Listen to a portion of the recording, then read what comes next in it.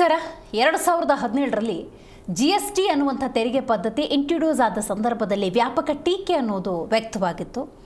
ಎಷ್ಟರ ಮಟ್ಟಿಗೆ ಅಂತ ಹೇಳಿದ್ರೆ ದೇಶದಾದ್ಯಂತ ಇದರ ಪರಿಷ್ಕರಣೆ ಅನ್ನೋದಾಗಬೇಕು, ಸರಿಯಾದ ರೀತಿಯಲ್ಲಿ ತೆರಿಗೆ ಲೆಕ್ಕಾಚಾರಗಳಿರಬೇಕು ಅನ್ನುವಂಥ ಟೀಕೆ ಟಿಪ್ಪಣಿಗಳು ವ್ಯಕ್ತವಾಗಿತ್ತು.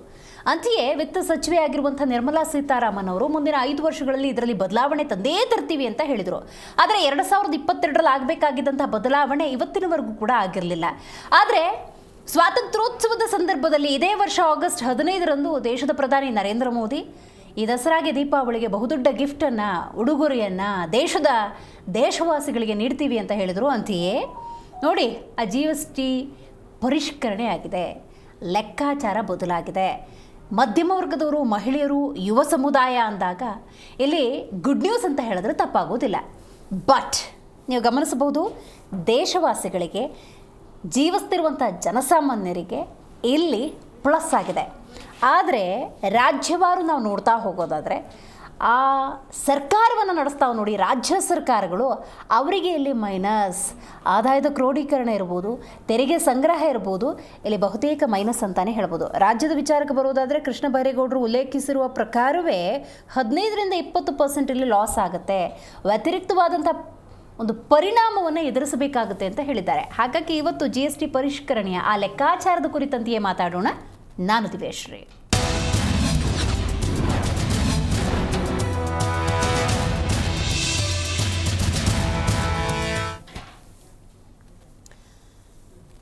ದೇಶದ ಜನತೆಗೆ ದಸರಾ ದೀಪಾವಳಿಯ ಗಿಫ್ಟ್ ಅಂತೂ ಲಭ್ಯವಾಗಿದೆ.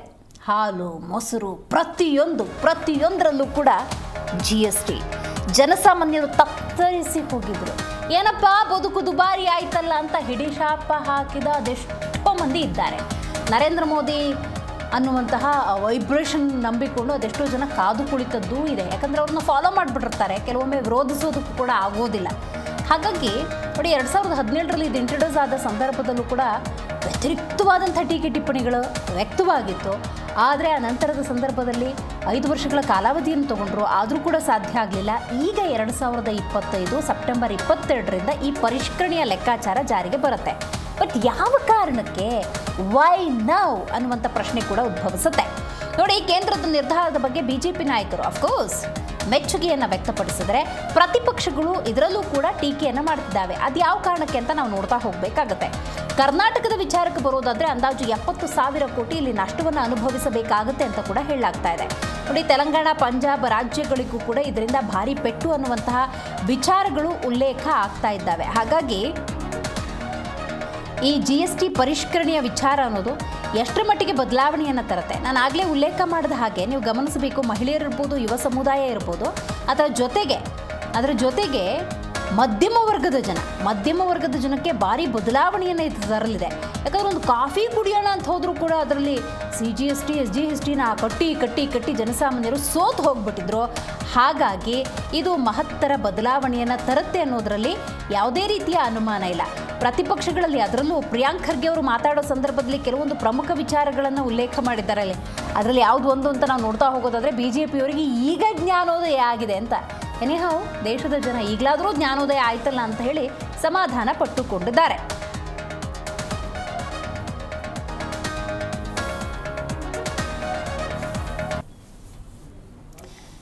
ಇದು ದೇಶದ ಮಟ್ಟದಲ್ಲಿ ಆಗಿರುವಂತಹ GST ಪರಿಷ್ಕರಣೆಯ ಲೆಕ್ಕಾಚಾರ. ಇದಕ್ಕೆ ಸಂಬಂಧಪಟ್ಟಂತೆ ಪ್ರಮುಖ ರಾಜಕೀಯ ನಾಯಕರು ಏನೆಲ್ಲ ಉಲ್ಲೇಖ ಮಾಡಿದ್ದಾರೆ ಬನ್ನಿ ಕೇಳೋಣ. ಯಾವುದೇ ರಾಜ್ಯ ಸರ್ಕಾರಗಳನ್ನು ಒಂದು ನಿಮಿಷ ಪ್ಲೀಸ್, ಯಾವುದೇ ರಾಜ್ಯ ಸರ್ಕಾರಗಳನ್ನ ಟಾರ್ಗೆಟ್ ಮಾಡ್ತಕ್ಕಂಥ ಪರಿಸ್ಥಿತಿ ನಮಗಿಲ್ಲ. ರಾಜ್ಯ ಸರ್ಕಾರದ ಪಾಲುದಾರಿಕೆ ರಾಜ್ಯ ಸರ್ಕಾರಕ್ಕೆ ಆಗ್ತದೆ, ಕೇಂದ್ರ ಸರ್ಕಾರ ಏನು ಮಾಡಬೇಕು ಅದು ಮಾಡ್ತದೆ. ಇನ್ನೂ ಮೀಟಿಂಗ್ ನಡೀತಾ ಇದೆ. ತಾವು ಕೇಳಿರ್ತಕ್ಕಂಥ ಪ್ರಶ್ನೆಗೆ ಇನ್ನೊಂದು 2-3 ದಿವಸದಲ್ಲಿ ಒಳ್ಳೆ ಉತ್ತರನೂ ಸಿಗ್ತದೆ. ನೋಡ್ರಿ, ನರೇಂದ್ರ ಮೋದಿಜಿಯವರ ನೇತೃತ್ವದ NDA ಸರ್ಕಾರ ಹಣಕಾಸಿನ ಸಚಿವೆ ನಿರ್ಮಲಾ ಸೀತಾರಾಮನ್ ಅವರ ನೇತೃತ್ವದಲ್ಲಿ GST ಕೌನ್ಸಿಲ್ ಒಂದು ಐತಿಹಾಸಿಕ ನಿರ್ಧಾರವನ್ನ ಘೋಷಣೆ ಮಾಡಿದ್ದು. ಇವತ್ತು ಜಾಗತಿಕ ಸವಾಲುಗಳನ್ನ ಇವತ್ತು ಭಾರತ ಎದುರಿಸ್ತಾ ಇದೆ. ಈ ಎಲ್ಲ ಸವಾಲುಗಳನ್ನ ಮೆಟ್ಟಿ ನಿಲ್ತಕ್ಕಂಥ ನಿಟ್ಟಿನಲ್ಲೂ ಸಹ ಈ ಒಂದು ನಿರ್ಧಾರ ಭಾರತಕ್ಕೆ ಅನುಕೂಲ ಆಗ್ತದೆ ಅನ್ನೋದ್ರಲ್ಲಿ ಎರಡು ಮಾತಿಲ್ಲ. ಐತಿಹಾಸಿಕ ನಿರ್ಧಾರವನ್ನು ನಮ್ಮ GST ಕೌನ್ಸಿಲ್ನಲ್ಲಿ ಒಂದು ಕ್ರಾಂತಿಕಾರಿಯಾದಂಥ ಸುಧಾರಣೆಯನ್ನು ತಂದಿದ್ದಾರೆ. ಹಾಗಾಗಿ ನಾವು ಕರ್ನಾಟಕ ರಾಜ್ಯದ ಜನತೆ ಮತ್ತು ಕರ್ನಾಟಕ ರಾಜ್ಯ ಭಾರತೀಯ ಜನತಾ ಪಾರ್ಟಿ ಇದನ್ನು ಹೃದಯಪೂರ್ವಕವಾಗಿ ಸ್ವಾಗತವನ್ನು ಬಯಸ್ತೀವಿ ಮತ್ತು ಶುಭಾಶಯಗಳನ್ನು ಕೋರ್ತೀವಿ. ಯಾವ ರಿಪಿಟೇಷನ್ಸ್ಗಳಿತ್ತು ಅದನ್ನ ಇದರಲ್ಲಿ ಬಹಳ ದೊಡ್ಡ ಮಟ್ಟಕ್ಕೆ ಕಡಿಮೆ ಮಾಡಲಾಗಿದೆ. ಇದರಿಂದ ತುಂಬಾ ದೊಡ್ಡ ಸಹಾಯ ಯಾರಿಗಾಗತ್ತೆ ಅಂತಂದ್ರೆ ಚಿಕ್ಕ ಮತ್ತು ಮಧ್ಯಮ ಗಾತ್ರದ ಉದ್ಯಮಗಳನ್ನು ಮಾಡ್ತಾ ಇರುವಂತಹ MSME ಸ್ಟ್ರಕ್ಚರ್ನಲ್ಲಿರುವಂತಹ ಕಂಪನಿಗಳಿಗೆ, ಫ್ಯಾಕ್ಟರಿಗಳಿಗೆ ಬಹಳ ದೊಡ್ಡ ಮಟ್ಟದ ಒಂದು ಸಹಾಯ ಆಗುತ್ತೆ.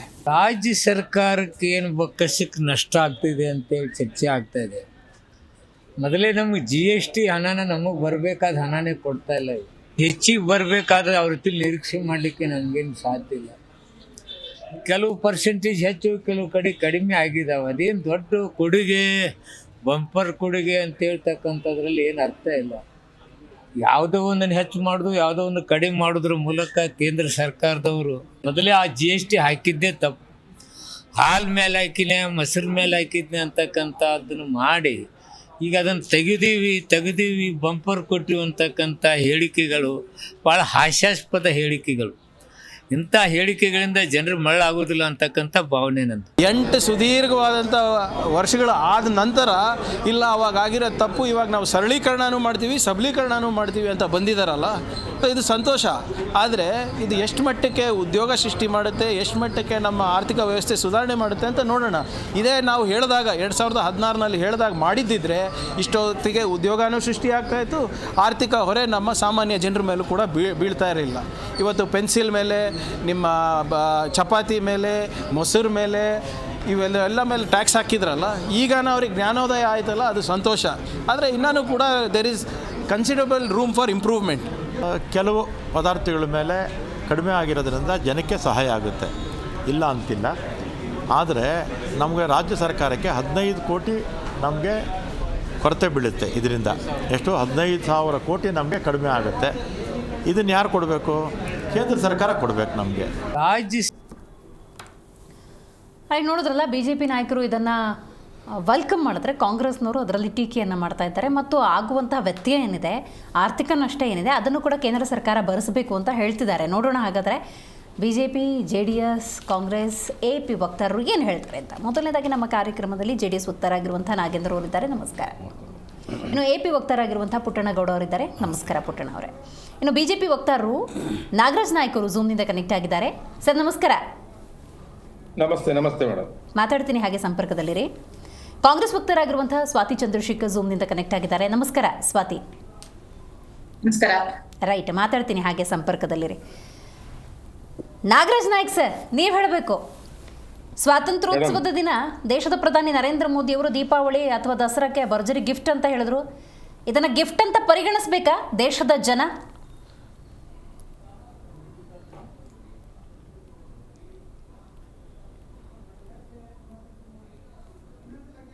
ಸರ್ ಮಾತಾಡೋದು ನಿನ್ ಕೇಳಿಸ್ತಾ ಇದೆಯಾ?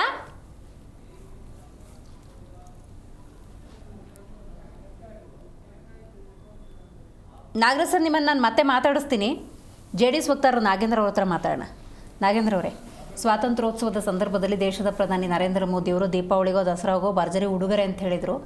ಆದರೆ ಇದನ್ನು ಉಡುಗೊರೆ ಅಂತ ಪರಿಗಣಿಸಬೇಕಾ ಅನ್ನೋದೇ ನನ್ನ ಪ್ರಶ್ನೆ. ಯಾಕೆ ಅಂತ ಹೇಳಿದ್ರೆ, RB ತಿಮ್ಮಾಪುರ ಅವ್ರು ಮಾತಾಡಿದ ನೀವು ಗಮನಿಸಿದ್ರಿ, GST ಹಾಕಿದ್ದೇ ತಪ್ಪು, ಹಾಕಿರೋದನ್ನು ತೆಗೆದುಬಿಟ್ಟು ಭರ್ಜರಿ ಬಂಪರ್ ಗಿಫ್ಟ್ ಅಂದರೆ ಇದನ್ನು ಹೆಂಗೆ ಒಪ್ಪಿಕೊಳ್ಳೋದು ಅಂತ ಕೇಳಿದ್ದಾರೆ. ಅಲ್ಲ, ಈಗ GST ಮುಂದೆ 2017, ಅದರ ಹಿಂದೆ ಇದ್ದಿತ್ತು ವ್ಯಾಟ್ ಅನ್ನೋದು. ವ್ಯಾಟ್ ಅನ್ನೋದಾಗಿದ್ದು ಏನಾಗಿತ್ತು, ಅವರು ಅವಾಗ ಆಗ್ತಾ ಇತ್ತಂತ ಟ್ಯಾಕ್ಸು, ವ್ಯಾಟು ಎಲ್ಲ ಸೇರಿ ಹತ್ತತ್ರ 29-30% ಕಲೆಕ್ಟ್ ಮಾಡ್ತಿದ್ರು, ಎಲ್ಲ ಒಂದೇ ರೀತಿಯಾಗಿ. ಅಕ್ಕಿಗೆ 5% ಆದರೂ ಆಗ್ತಾಯಿದ್ರು, ರಾಗಿಗೆ 5% ಆಗ್ತಾಯಿದ್ರು, ಮತ್ತು ತಲೆಗಾಕ ಎಣ್ಣೆಗೆ 29% ಆಗ್ತಾಯಿದ್ರು, ಎಲ್ಲ ಸೇರಿ ಟ್ಯಾಕ್ಸ್ ಎಲ್ಲ ಸೇರಿ ವ್ಯಾಟ್. ಅವಾಗ ಇವ್ರು ವ್ಯಾಟ್ ಹಂಗೆ ಇಂಪ್ಲಿಮೆಂಟ್ ಆಗಿರಲಿಲ್ವ ದೇಶದಲ್ಲಿ. GST ಬಂದಿದ ತಕ್ಷಣ ಇವರು ಇವತ್ತು GST ಬಗ್ಗೆ ಆರೋಪ ಮಾಡೋರು. ಇವರು ಕೇಂದ್ರ ಸರ್ಕಾರ ತಗೋಣ ಅಂತ ಒಳ್ಳೊಳ್ಳೆ ನಿರ್ಧಾರಗಳು ಭವಿಷ್ಯಕ್ಕೆ ನಿರ್ಧಾರ ಆಗುವಂಥದ್ದು ಭವಿಷ್ಯದ ಏಳಿಗೆಗೆ ತಗೊಂಡಂಥ ನಿರ್ಧಾರಗಳ ಮೇಲೆ ಯಾವಾಗಲೂ ಇರೋದು ವಿರೋಧ ಅನ್ನೋದು ಇದ್ದೇ ಇರುತ್ತೆ ಕಾಂಗ್ರೆಸ್ ಪಕ್ಷದ್ದು. ನೀವು ನೋಡಿರ್ಬೋದು ಒನ್ ನೇಷನ್ ಒನ್ ಎಲೆಕ್ಷನ್ಗೂ ಕೂಡ ವಿರೋಧ ಮಾಡ್ತಾ ಇದ್ರು. ಇವತ್ತು ಏನಾದ್ರು ಅಪರಾಧಿ ಮಾಡಿ ಸಚಿವರು ಮತ್ತು CMಗಳು ಮತ್ತು PM ಏನಾದ್ರು ತಪ್ಪು ಮಾಡಿ 30 ದಿನ ಜೈಲುಗಳಿದ್ರೆ ಅವರು ಕೂಡಲೇ ರಾಜೀನಾಮೆ ಕೊಡಬೇಕು ಅಂತೇಳಿ ಅದೊಂದು ಪ್ರಸ್ತಾವನೆ ಮಾಡಿ ಅದೊಂದು ಒಳ್ಳೆ ಅದ್ಭುತವಾದ ಮುಂದಿನ ಭವಿಷ್ಯದ ರಾಜಕಾರಣಿಗಳಿಗೆ ಒಂದು ಕಠಿಣವಾದ ಒಂದು ಕಾನೂನು ತರಕ್ಕೆ ಹೋದ್ರೆ ಕೂಡ ಅದಕ್ಕೆ ಬರ ಕೂಡ ವಿರೋಧಗಳು ಮಾಡ್ತಾ ಇದ್ರು. ಈ ರೀತಿ ಹಲವಾರು ಕಾರಣಗಳು ಇವರು ವಿರೋಧ ಮಾಡಕ್ಕಂತಾನೆ ಹುಟ್ಟಿರೋದು ಅನ್ನೋದು ಇವತ್ತು ರಾಜ್ಯದ ಜನ ದೇಶದ ಜನಕ್ಕೆ ಗೊತ್ತಾಗಿದೆ. ಇವತ್ತು GSTಯಲ್ಲಿ ನಿಜವಾಗ್ಲೂ ಹೇಳ್ಬೇಕಾದ್ರು ಐತಿಹಾಸಿಕ ತೀರ್ಪು ಮುಂದಿನ ಭವಿಷ್ಯದ ಬೆಳವಣಿಗೆ ಮತ್ತು ಮುಂದಿನ ಪೀಳಿಗೆಗಳಿಗೆ ಇದೊಂದು ಉದ್ಧಾರ ಆಗುವಂಥ ಒಂದು ಅಭಿವೃದ್ಧಿ ಆಗುವಂಥ ಸಂಕೇತ ಇದು. ಈ ದೇಶ ಅಭಿವೃದ್ಧಿ ಆಗಬೇಕಾದ್ರೆ ಈ ರೀತಿಯಾದ GSTಗಳು ಜನಸಾಮಾನ್ಯರಿಗೆ ಒಂದು ಮಾಡೋವಂಥ ಕಟ್ಟಂಥ ವ್ಯವಸ್ಥೆ ಆಗಬೇಕು. ಅಯ್ಯೋ GST ಇದೆಯಪ್ಪ ಅಂತ ವಸ್ತುಗಳು ತಗೊಳಕ್ಕೆ ಹೋಗ್ತೀವಿ, ಒಂದು ಅಂಗಡಿಗೆ ಹೋಗ್ತೀವಿ, 100 ರೂಪಾಯಿ ವಸ್ತು ಇರುತ್ತೆ, ಅಲ್ಲಿ 28% GST ಇರ್ತದೆ, 128 ರೂಪಾಯಿ. ಅಯ್ಯೋ 28 ರೂಪಾಯಿ ನಾವು GST ಕಟ್ಟಬೇಕಲ್ಲಪ್ಪ, ಯಾಕೆ ಬಿಡಿ ವಸ್ತುಗಳು ಅಂತ ಬಂದಿರೋ ನಿರ್ದೇಶನಗಳು ರಾಜ್ಯದಲ್ಲಿ ಸಾಕಷ್ಟು ನಡೆದೋಗಿದೆ. ಇವತ್ತೇನಾಗ್ತದೆ, ಯಾವ ವಸ್ತುಗಳು ತಗೊಳಕ್ಕೆ ಹೋದ್ರೆ GST ನೋಡ್ತಾರೆ, ಎಷ್ಟಿದೆಯಪ್ಪ GST, 28% ಇದೆ, 15% ಇದೆ, ಸೊ ನಾವು 100ಕ್ಕೆ 128 ರೂಪಾಯಿ ಕೊಟ್ಟು ತಗೋಬೇಕು. ಈ GST ಇಂದನೇ ಇವತ್ತು ಉದ್ಯಮಗಳೆಲ್ಲ ಒಂದ್ ಕಡೆ ಮುಚ್ಚೋಗ್ತಾ ಇದ್ವು, ಮತ್ತೆ ಎಲ್ಲ ಒಂದ್ ಕಡೆ ಉತ್ಪಾದನೆಗಳು ಕಡಿಮೆ ಆಗ್ತಾ ಇದ್ವು, ಉತ್ಪಾದನೆಗಳು ಆಗ್ತಾ ಇಲ್ಲ, ಸಣ್ಣ ಪುಟ್ಟ ಉದ್ಯಮಗಳು ಮುಚ್ಕೊಂತ ಇದ್ರು. ದುಡ್ದಿತ್ತಲ್ಲ ಬರೀ GSTನೇ ಕಟ್ಟಬೇಕು, ನಮ್ಗೇನು ಲಾಭ ಅಂತ ಆಗ್ತಾ ಇತ್ತು. ಇವಾಗ ನಮ್ಗೆ ಎಕ್ಸಾಂಪಲ್ ಒಂದು ಯಾವ್ದಾದ್ರು ಒಂದು ಉತ್ಪಾದನೆ ಮಾಡಿ ಅದರರ್ಥ ಈಗ ಕೇಂದ್ರ ಸರ್ಕಾರದ GST ನೀತಿ ಸರಿ ಇಲ್ಲ ಅಂತನಾ? ಅಲ್ಲ, ಸರಿ ಇದೆ ಅಂತ ಅಲ್ಲ, ಏನಾಗಿತ್ತು ಅಂದ್ರೆ ಇವತ್ತು ಒಂದು ವಸ್ತು ತಗೊಳಕ್ ಹೋಗ್ತಾ ಇದೀವಿ, 100 ರೂಪಾಯಿ ಅಂತ ಒಂದು ವಸ್ತು, ಆ ವಸ್ತು ತಗೊಳಕ್ ಹೋದ್ರೆ GST 28 ರೂಪಾಯಿ ಇತ್ತು ಮುಂಚೆ. ಅವಾಗ ತಗೊಳಕ್ ಹೋದಾಗ ಏನಾಗ್ತಾ ಇದ್ರು ಗ್ರಾಹಕರು, 28 ರೂಪಾಯಿ ಜಾಸ್ತಿ ಕಟ್ಬೇಕಲ್ಪ, 178 ರೂಪಾಯಿ ಕಟ್ಟಬೇಕಾಗಿತ್ತು. ಇವಾಗ ಏನಾಗಿದೆ, ಇವಾಗ 5% ಇರೋದ್ರಿಂದ 105 ರೂಪಾಯಿ ಎಲ್ಲ ತಗೊಬೋದು, 5 ರೂಪಾಯಿ ತಾನೇ GST ಕಟ್ಟಣ ಅಂತ ಒಂದು ನಿಟ್ಟುಸಿರು ಬಿಟ್ಟಂಗಾಗಿದೆ ಜನರಿಗೆ. ಇವತ್ತು ಬಡವರು ಕೂಡ ಎಲ್ಲ ಒಂದು ಪರ್ಚೇಸ್ ಮಾಡಕ್ಕೆ ಮುಂದಾಗ್ತಾರೆ. ಇವತ್ತು ಏನು ಉತ್ಪಾದನೆ ಕೇಂದ್ರಗಳು ಹುಟ್ಟಾಗ್ತವೆ, ಮತ್ತೆ ಹೆಚ್ಚಾಗುತ್ತೆ, ಉತ್ಪನ್ನಗಳು ಹೆಚ್ಚಾಗುತ್ತೆ, ಕೊಂಡ್ಕೊಳ್ಳೋರು ಕೂಡ ಹೆಚ್ಚಾಗುತ್ತೆ. ಇಷ್ಟು ದಿವಸ ಏನಾಗಿತ್ತು, GST ಇಂದ ಹೆದರ್ತಾ ಇದ್ರು ಜನ. ಒಂದು ಸಣ್ಣ ಮಾಧ್ಯಮ MSME ಕಂಪ್ನಿಯವರು ಕೂಡ ನಮಗೊಂದು 35% ಲಾಭ ಬಂತಂದ್ರೆ 25% ನಾವು 18% GST ಕಟ್ಟಿದ್ರೆ ನಮ್ಗೆ ಏನ್ ಸಿಗುತ್ತೆ ಲಾಭ? ಮ್ಯಾನ್ ಪವರ್ ಮ್ಯಾನ್ಡಲ್ ಮಾಡೋಕ್ಕಾಗ್ತಿರ್ಲಿಲ್ಲ, KB ಪವರ್ ಮ್ಯಾನ್ಡಲ್ ಕೊಡೋಕ್ಕಾಗ್ತಿಲ್ಲ, ಬಾಡಿಗೆ ಕಟ್ಟಕ್ಕಾಗ್ತಲ್ಲ, ಎಲ್ಲ ಪ್ರತಿಯೊಂದು GST ಇಂದ ಎಷ್ಟೋ MSE ಕಂಪ್ನಿಗಳು ಮುಚ್ಚೋಗಿರೋದು ಈ ದೇಶದಲ್ಲಿ, ರಾಜ್ಯದಲ್ಲಿ ಎದ್ದು ಕಾಣ್ತಾ ಇತ್ತು. ಇವತ್ತೇನು ಇಷ್ಟು ಉತ್ತಮ ಮಾಡಿದ್ದಾರೆ ಅಂದ್ರೆ, ಇವತ್ತು ಶೂನ್ಯ GST ಯಾವುದಕ್ಕೆ? ಕ್ಯಾನ್ಸರ್, ಸುಮಾರು 33 ಔಷಧಿಗಳ ಮೇಲೆ ಶೂನ್ಯ GST ಮಾಡಿದ್ದಾರೆ. ಇದು ದೇಶದ ಅಭಿವೃದ್ಧಿ ಅಲ್ವಾ? ಇದು ದೇಶಕ್ಕೆ ಬೇಕಾಗಿರೋದಲ್ವಾ? ಇವತ್ತು 99ರಿಂದ 125 ಅಗತ್ಯವಾದ ವಸ್ತುಗಳು ಇದು ದೇಶದ ಅಭಿವೃದ್ಧಿ ಅಲ್ವಾ? ಇದು ದೇಶಕ್ಕೆ ಬೇಕಾಗಿಲ್ವಾ ಅನ್ನೋದು 2017ರಲ್ಲಿ ಗೊತ್ತಿರಲಿಲ್ವಾ? ಅಲ್ಲ, ಗೊತ್ತಿತ್ತು, ಈಗ ಮಾಡಿದ್ದಾರೆ. ಅದಕ್ಕೆ ಇವಾಗ ಅದು ಇಷ್ಟು ದಿವಸ ಆದ್ಮೇಲೆ ಏನು ಹೊರಾಗಿದೆ, ದೇಶದಲ್ಲಿ ಏನು ಬದಲಾವಣೆ ಆಗಬೇಕಾಗಿದೆ, ಅದು ಮಾಡಿ ಇಂಪ್ಲಿಮೆಂಟ್ ಆಯ್ತು 2017ರಲ್ಲಿ. ಇಲ್ಲಿ ದೇಶದ ಆರ್ಥಿಕತೆ ಮತ್ತೆ ಜನರ ಬಗ್ಗೆ ಒಂದು ಕಾಳಜಿ ಇರೋಂಥ ಸರ್ಕಾರ, ಕೇಂದ್ರ ಸರ್ಕಾರ ಏನ್ ನಿರ್ಧಾರ ತಗೋಬೇಕಾಯ್ತು, ಸೂಕ್ತ ಸಮಯದಲ್ಲಿ ಸೂಕ್ತ ಪರಿಸ್ಥಿತಿಯಲ್ಲಿ ತಗೊಂಡಿದೆ. ಇವತ್ತು GST ಇಂದ ಕಂಪ್ನಿಗಳಿರ್ಲಿಲ್ಲ, ಉತ್ಪಾದನೆಗಳಿರಲಿಲ್ಲ, ಉದ್ಯೋಗಗಳಿರಲಿಲ್ಲ, ಯಾವುದೇ ರೀತಿಯಾದ ಒಂದು ಅಭಿವೃದ್ಧಿನೇ ಕಾಣಿಸ್ತಿರಲಿಲ್ಲ ಈ ದೇಶದಲ್ಲಿ. ಸೊ GST ಕಡಿಮೆ ಮಾಡಿದಾಗ ಉತ್ಪಾದನೆ ಜಾಸ್ತಿ ಆಗುತ್ತೆ, ಕೊಂಡ್ಕೊಳ್ಳೋರು ಜಾಸ್ತಿ ಆಗುತ್ತಾರೆ ಅಂತ. ಇವತ್ತು 99ರಿಂದ 125 ವಸ್ತುಗಳ ಮೇಲೆ ದಿನನಿತ್ಯ ಬಳಸಂತ ಅಗತ್ಯವಾದ ದಿನನಿತ್ಯ ಬಳಸಂತ ವಸ್ತುಗಳು, ಹಾಲಿರ್ಬೋದು, ಮೊಸರಿರ್ಬೋದು, ಚಪಾತಿ ಇರ್ಬೋದು, ದಿನನಿತ್ಯ ಬಳಸಂತ ಜನಸಾಮಾನ್ಯರಿಗೆ 5% ಅಂದ್ರೆ ಕಣ್ಣು ಮುಚ್ಕೊಂಡು ಅವರು ಖರೀದಿ ಮಾಡ್ತಾರೆ. ಮತ್ತೆ ಉತ್ಪಾದನೆ ಕೇಂದ್ರಗಳು ಹುಟ್ಟಾಗ್ತವೆ, ಬೇಡಿಕೆಗಳು ಹೆಚ್ಚಾಗುತ್ತವೆ. Completely agri. ಅಲ್ಲ, ಇಷ್ಟು ದಿವಸ ಕೈ ಕಟ್ ಹಾಕಿದ್ರಲ್ಲ ಅನ್ನೋದ್ರ ಬಗ್ಗೆ ನೀವು ಮಾತಾಡ್ತಿಲ್ಲ.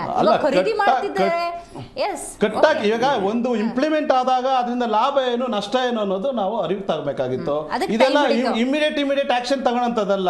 ಯಾವ್ದಾದ್ರು ಇಂಪ್ಲಿಮೆಂಟ್ ಆದ್ಮೇಲೆ ಕೇವಲ ಒಂದು 5ರಿಂದ 6 ವರ್ಷ ಅಬ್ಸರ್ವೇಷನ್ ಮಾಡ್ಬೇಕಾಗುತ್ತೆ. ಅದರಿಂದ ಏನ್ ನಷ್ಟ ಆಗಿದೆ, ಏನ್ ನಷ್ಟ ಆಗ್ತಾ ಇದೆ ಅಂತ ಕೊಂಡ್ಕೊಂಡಾಗ ಅದನ್ನ ಬಗೆಹರಿಸೋ ರೀತಿ ಕೂಡ ನಾವು ನೋಡ್ಬೇಕಲ್ಲ. ಅದಕ್ಕೊಂದು ಇಂಪ್ಲಿಮೆಂಟ್ ಮಾಡಿ, ಬ್ಲೂ ಪ್ರಿಂಟ್ ಮಾಡಿ, ಅದ್ರ ಪ್ರಕಾರ ರೀತಿಯಲ್ಲೇ ಇವತ್ತು ಏನು 99ರಿಂದ 125 ಅಗತ್ಯ ವಸ್ತುಗಳನ್ನ ಇವತ್ತು 5% ತಂದಿದ್ರೆ ಅದು ದೊಡ್ಡ ಸಾಧನೆ ಅಂತಾನೆ ಹೇಳ್ಬೋದು.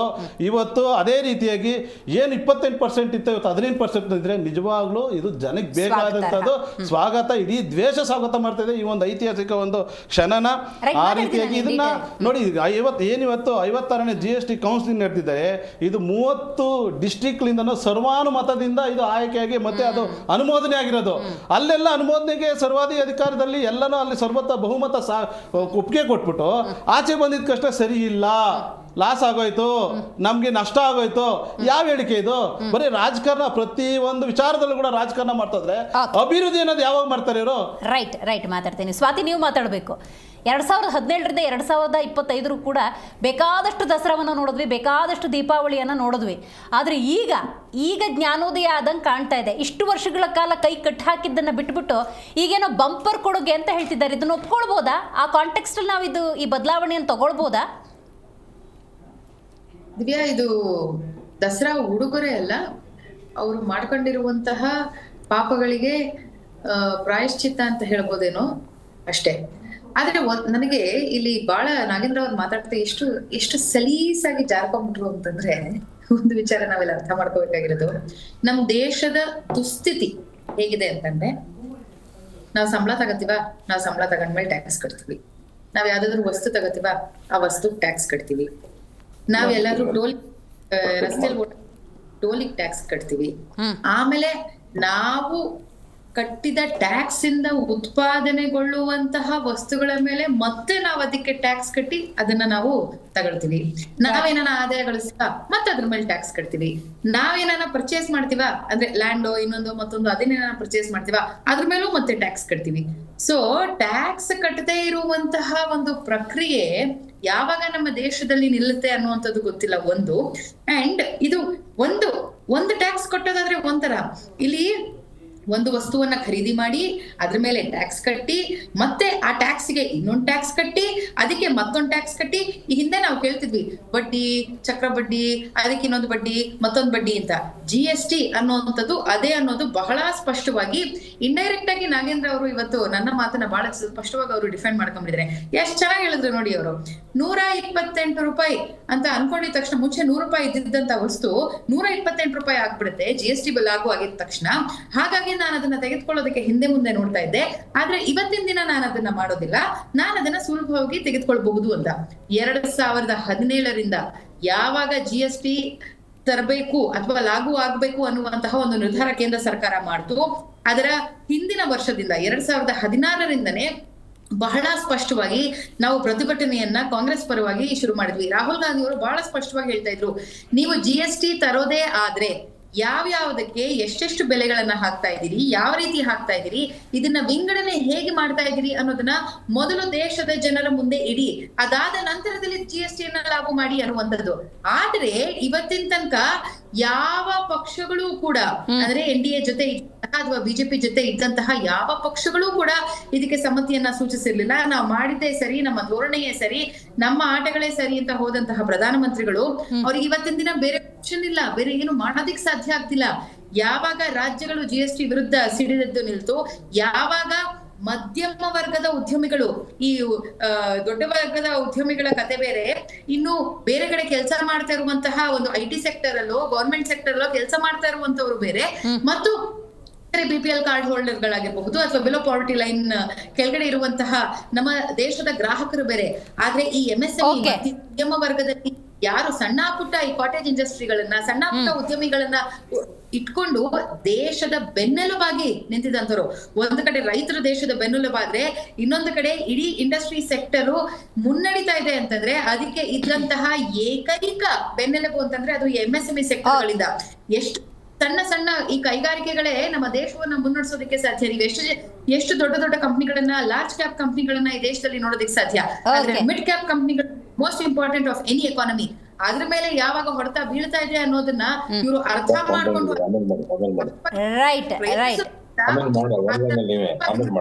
ಇವತ್ತಿನ ದಿನ ಬೇರೆ ಆಪ್ಷನ್ ಇಲ್ದಿರ ಚೇಂಜ್ ಮಾಡಿದ್ರೆ ನೋಡೋಣ ಮುಂದಿನ ದಿನಗಳಲ್ಲಿ ಏನಾಗುತ್ತೆ.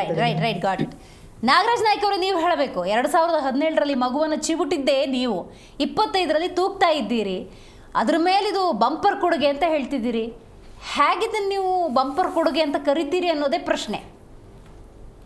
ಮೇಡಮ್, ಹಿಂದೆ 2014ಕ್ಕಿಂತ ಹಿಂದೆ ಟ್ಯಾಕ್ಸ್ ಅನ್ನ ಯಾವ ರೀತಿಯಲ್ಲೆಲ್ಲ ವಿರೋಧ ವಿಧಿಸಿದ್ರು ಅನ್ನೋದರ ಬಗ್ಗೆ ನಾವು ಒಂದ್ಸಲ ವಿಚಾರ ಮಾಡ್ಕೊಳ್ಳೋದು ಒಳ್ಳೇದು. ಹೌದು, 100 ರೂಪಾಯಿ ಸಾಮಾನು ತಕೊಳ್ಳಿಕ್ ಹೋದಾಗ 28 ರೂಪಾಯಿ ಟ್ಯಾಕ್ಸ್ ಕಾಣ್ತಿತ್ತು, ಹೌದು. ಆದ್ರೆ ಹಿಂದೆ ಹಾಗಿರ್ಲಿಲ್ಲ. ಹಿಂದೆ ಹೇಗಿತ್ತು ಅಂತ ಹೇಳಿದ್ರೆ, ನಮ್ಮ ಹಳ್ಳಿ ಕಡೆ ಒಂದು ಮಾತು ಬರ್ತದೆ, ನಿನ್ನ ಹತ್ರ ಎಷ್ಟು ಎತ್ತಿನ ಜೋಡಿ ಇದೆಯಪ್ಪ ಅಂತ ಕೇಳಿದ್ರೆ ತನ್ನ ಹತ್ರ ಎಷ್ಟಿದೆ ಅನ್ನೋ ಹೇಳುವುದನ್ನ ಬಿಟ್ಟು, ತಿಮ್ಮಣ್ಣನ ಹತ್ರ 5 ಜೋಡಿ ಇದೆ, ಬೊಮ್ಮಣ್ಣನ ಹತ್ರ 5 ಜೋಡಿ ಇದೆ, ಸತೀಶ್ನ ಹತ್ರ 5 ಜೋಡಿ ಇದೆ, ಇನ್ಯಾರೋ ಸುಬ್ರಾಯನ ಹತ್ರ 5 ಜೋಡಿ ಇದೆ ಅಂತ ಹೇಳಿ ಒಟ್ಟು 20 ಜೋಡಿ ಅಂತ ಹೇಳ್ತಿದ್ದ. ಆದ್ರೆ ತನ್ನ ಜೋಡಿ ಅಷ್ಟಂತಾನೆ ಹೇಳಲಿಲ್ಲ, ಕಾಂಗ್ರೆಸ್ನವ್ರ ಪರಿಸ್ಥಿತಿನೂ ಇದೇ ಆಗಿದೆ.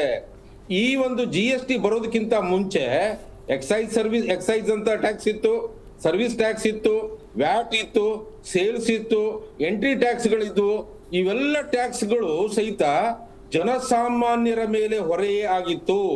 ಆದ್ದರಿಂದ ವಾಜಪೇಯಿನವರು, ಅಟಲ್ ಬಿಹಾರಿ ವಾಜಪೇಯಿನವರು ಈ ಒಂದು GST ಸಮಿತಿಯನ್ನು ರಚಿಸಿದ್ರು. ಅಂದ್ರೆ ಒನ್ ನೇಷನ್ ಒನ್ ಟ್ಯಾಕ್ಸ್, ಇಡೀ ದೇಶಕ್ಕೆ ಒಂದೇ ರೀತಿಯ ಟ್ಯಾಕ್ಸ್ ಇರಬೇಕು ಅಂದ್ರೆ ಅದು ರಾಷ್ಟ್ರೀಯತೆಯನ್ನು ಸಾರ್ತದೆ, ನಾವೆಲ್ಲರೂ ಒಂದು ಅನ್ನುವುದು ಸಹಿತ ಸಾರ್ತದೆ.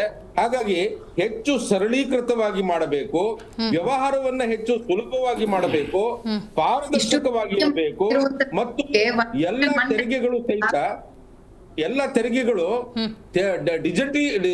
ಡಿಜಿಟಲೀಕರಣಕ್ಕೆ ಒಳಪಡಬೇಕು ಎನ್ನುವಂತ ಒಳ್ಳೆ ಉದ್ದೇಶದಿಂದ ಇವೆಲ್ಲ ಗೊಂದಲಗಳು ಕಾಂಗ್ರೆಸ್ ಸರ್ಕಾರದಲ್ಲಿ ಹಿಂದಿರುವಂತ ಅವೆಲ್ಲ ಗೊಂದಲಗಳು, ಎಕ್ಸೈಸ್, ಸೇಲ್ಸ್, ಅದು ಇದು ಇವೆಲ್ಲವನ್ನ ನಿವಾರಿಸಿ GST ಅಂತ ಹೇಳಿ ತಂದ್ರು. ಹೌದು, ಪ್ರಾರಂಭದಲ್ಲಿ 4 ಹಂತದಲ್ಲಿ ತೆರಿಗೆಗಳಿದ್ವು ಮೇಡಮ್. 4 ಹಂತದಲ್ಲಿ ಈಗ 5% ಇತ್ತು, 12% ಇತ್ತು, 18% ಇತ್ತು, 28% ಇತ್ತು.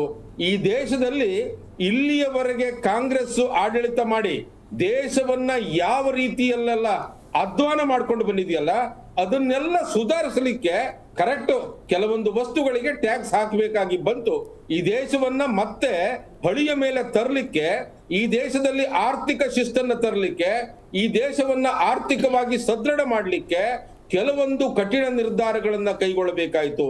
ಆದ್ರೆ ಇವತ್ತು ನೋಡಿ, ಇವತ್ತು ಏನಾಗಿದೆ ಅಂತ ಹೇಳಿದ್ರೆ 2 ಹಂತದಲ್ಲಿ ನಾವು ಇವತ್ತು GST ಅನ್ನ ಕೊಡ್ತಾ ಇದ್ದೀವಿ. 5% ಇಲ್ಲ, 18%, ಹಿಂದಿನ 12% ಇಲ್ಲ, ಮತ್ತೆ ಹಿಂದಿನ 40% ಸಹಿತ, 28% ಸಹಿತ ಇಲ್ಲ. ಆದ್ರೆ ಸಿಗರೇಟು ಕೆಲವೊಂದು ದುಬಾರಿ ವಸ್ತುಗಳಿಗೆ 40%, ಕೆಲವೇ ವಸ್ತುಗಳಿಗೆ 40% ಟ್ಯಾಕ್ಸ್ ಅನ್ನ ಹಾಕಲಾಗಿದೆ. ಬಹಳ ಹೆಮ್ಮೆ ಪಡುವಂತಹದ್ದು ಕೇಂದ್ರ ಸರ್ಕಾರದ ಬಗ್ಗೆ ಏನು ಅಂತ ಹೇಳಿದ್ರೆ, ದಿನ ಬಳಕೆಯ ವಸ್ತುಗಳು ಅಂದ್ರೆ ಸುಮಾರು 175 ದಿನ ಬಳಕೆಯ ವಸ್ತುಗಳು, ಒಂದೆರಡು ವಸ್ತುಗಳಲ್ಲ, ಅಲ್ಲಿ ಸಾಬೂನು ಬಂತು, ಇನ್ನಿತರ ವಸ್ತುಗಳು ಬಂತು, ಆಹಾರ ಪದಾರ್ಥಗಳು ಬಂತು, ಇನ್ನಿತರ ಕೆಲವು ಬಂತು. ಆಮೇಲೆ ಇನ್ನೊಂದು ಜೀವವನ್ನ ರಕ್ಷಿಸುವಂತ ಸುಮಾರು 35ಕ್ಕಿಂತಲೂ ಹೆಚ್ಚಿನ ಔಷಧಿಗಳು, ಇವುಗಳಿಗೆಲ್ಲವುಗಳಿಗೂ ಸಹಿತ ಅತ್ಯಂತ ಕಡಿಮೆಯ ಒಂದು ಈ ಟ್ಯಾಕ್ಸ್ ಅನ್ನ ನಿರ್ಧಾರ ಮಾಡ್ತಕ್ಕಂಥದ್ದು ಇದೆಯಲ್ಲ, ಇದು ಲೈಫ್ ಸೇವಿಂಗ್ ವಸ್ತುಗಳು. ಇದು ಕೇಂದ್ರ ಸರ್ಕಾರದ ಮಹತ್ತರವಾದಂತ, ಅಂದ್ರೆ GST ಮಂಡಳಿಯ ಒಂದು ಮಹತ್ತರವಾದಂತ ಒಂದು ವಿಚಾರ.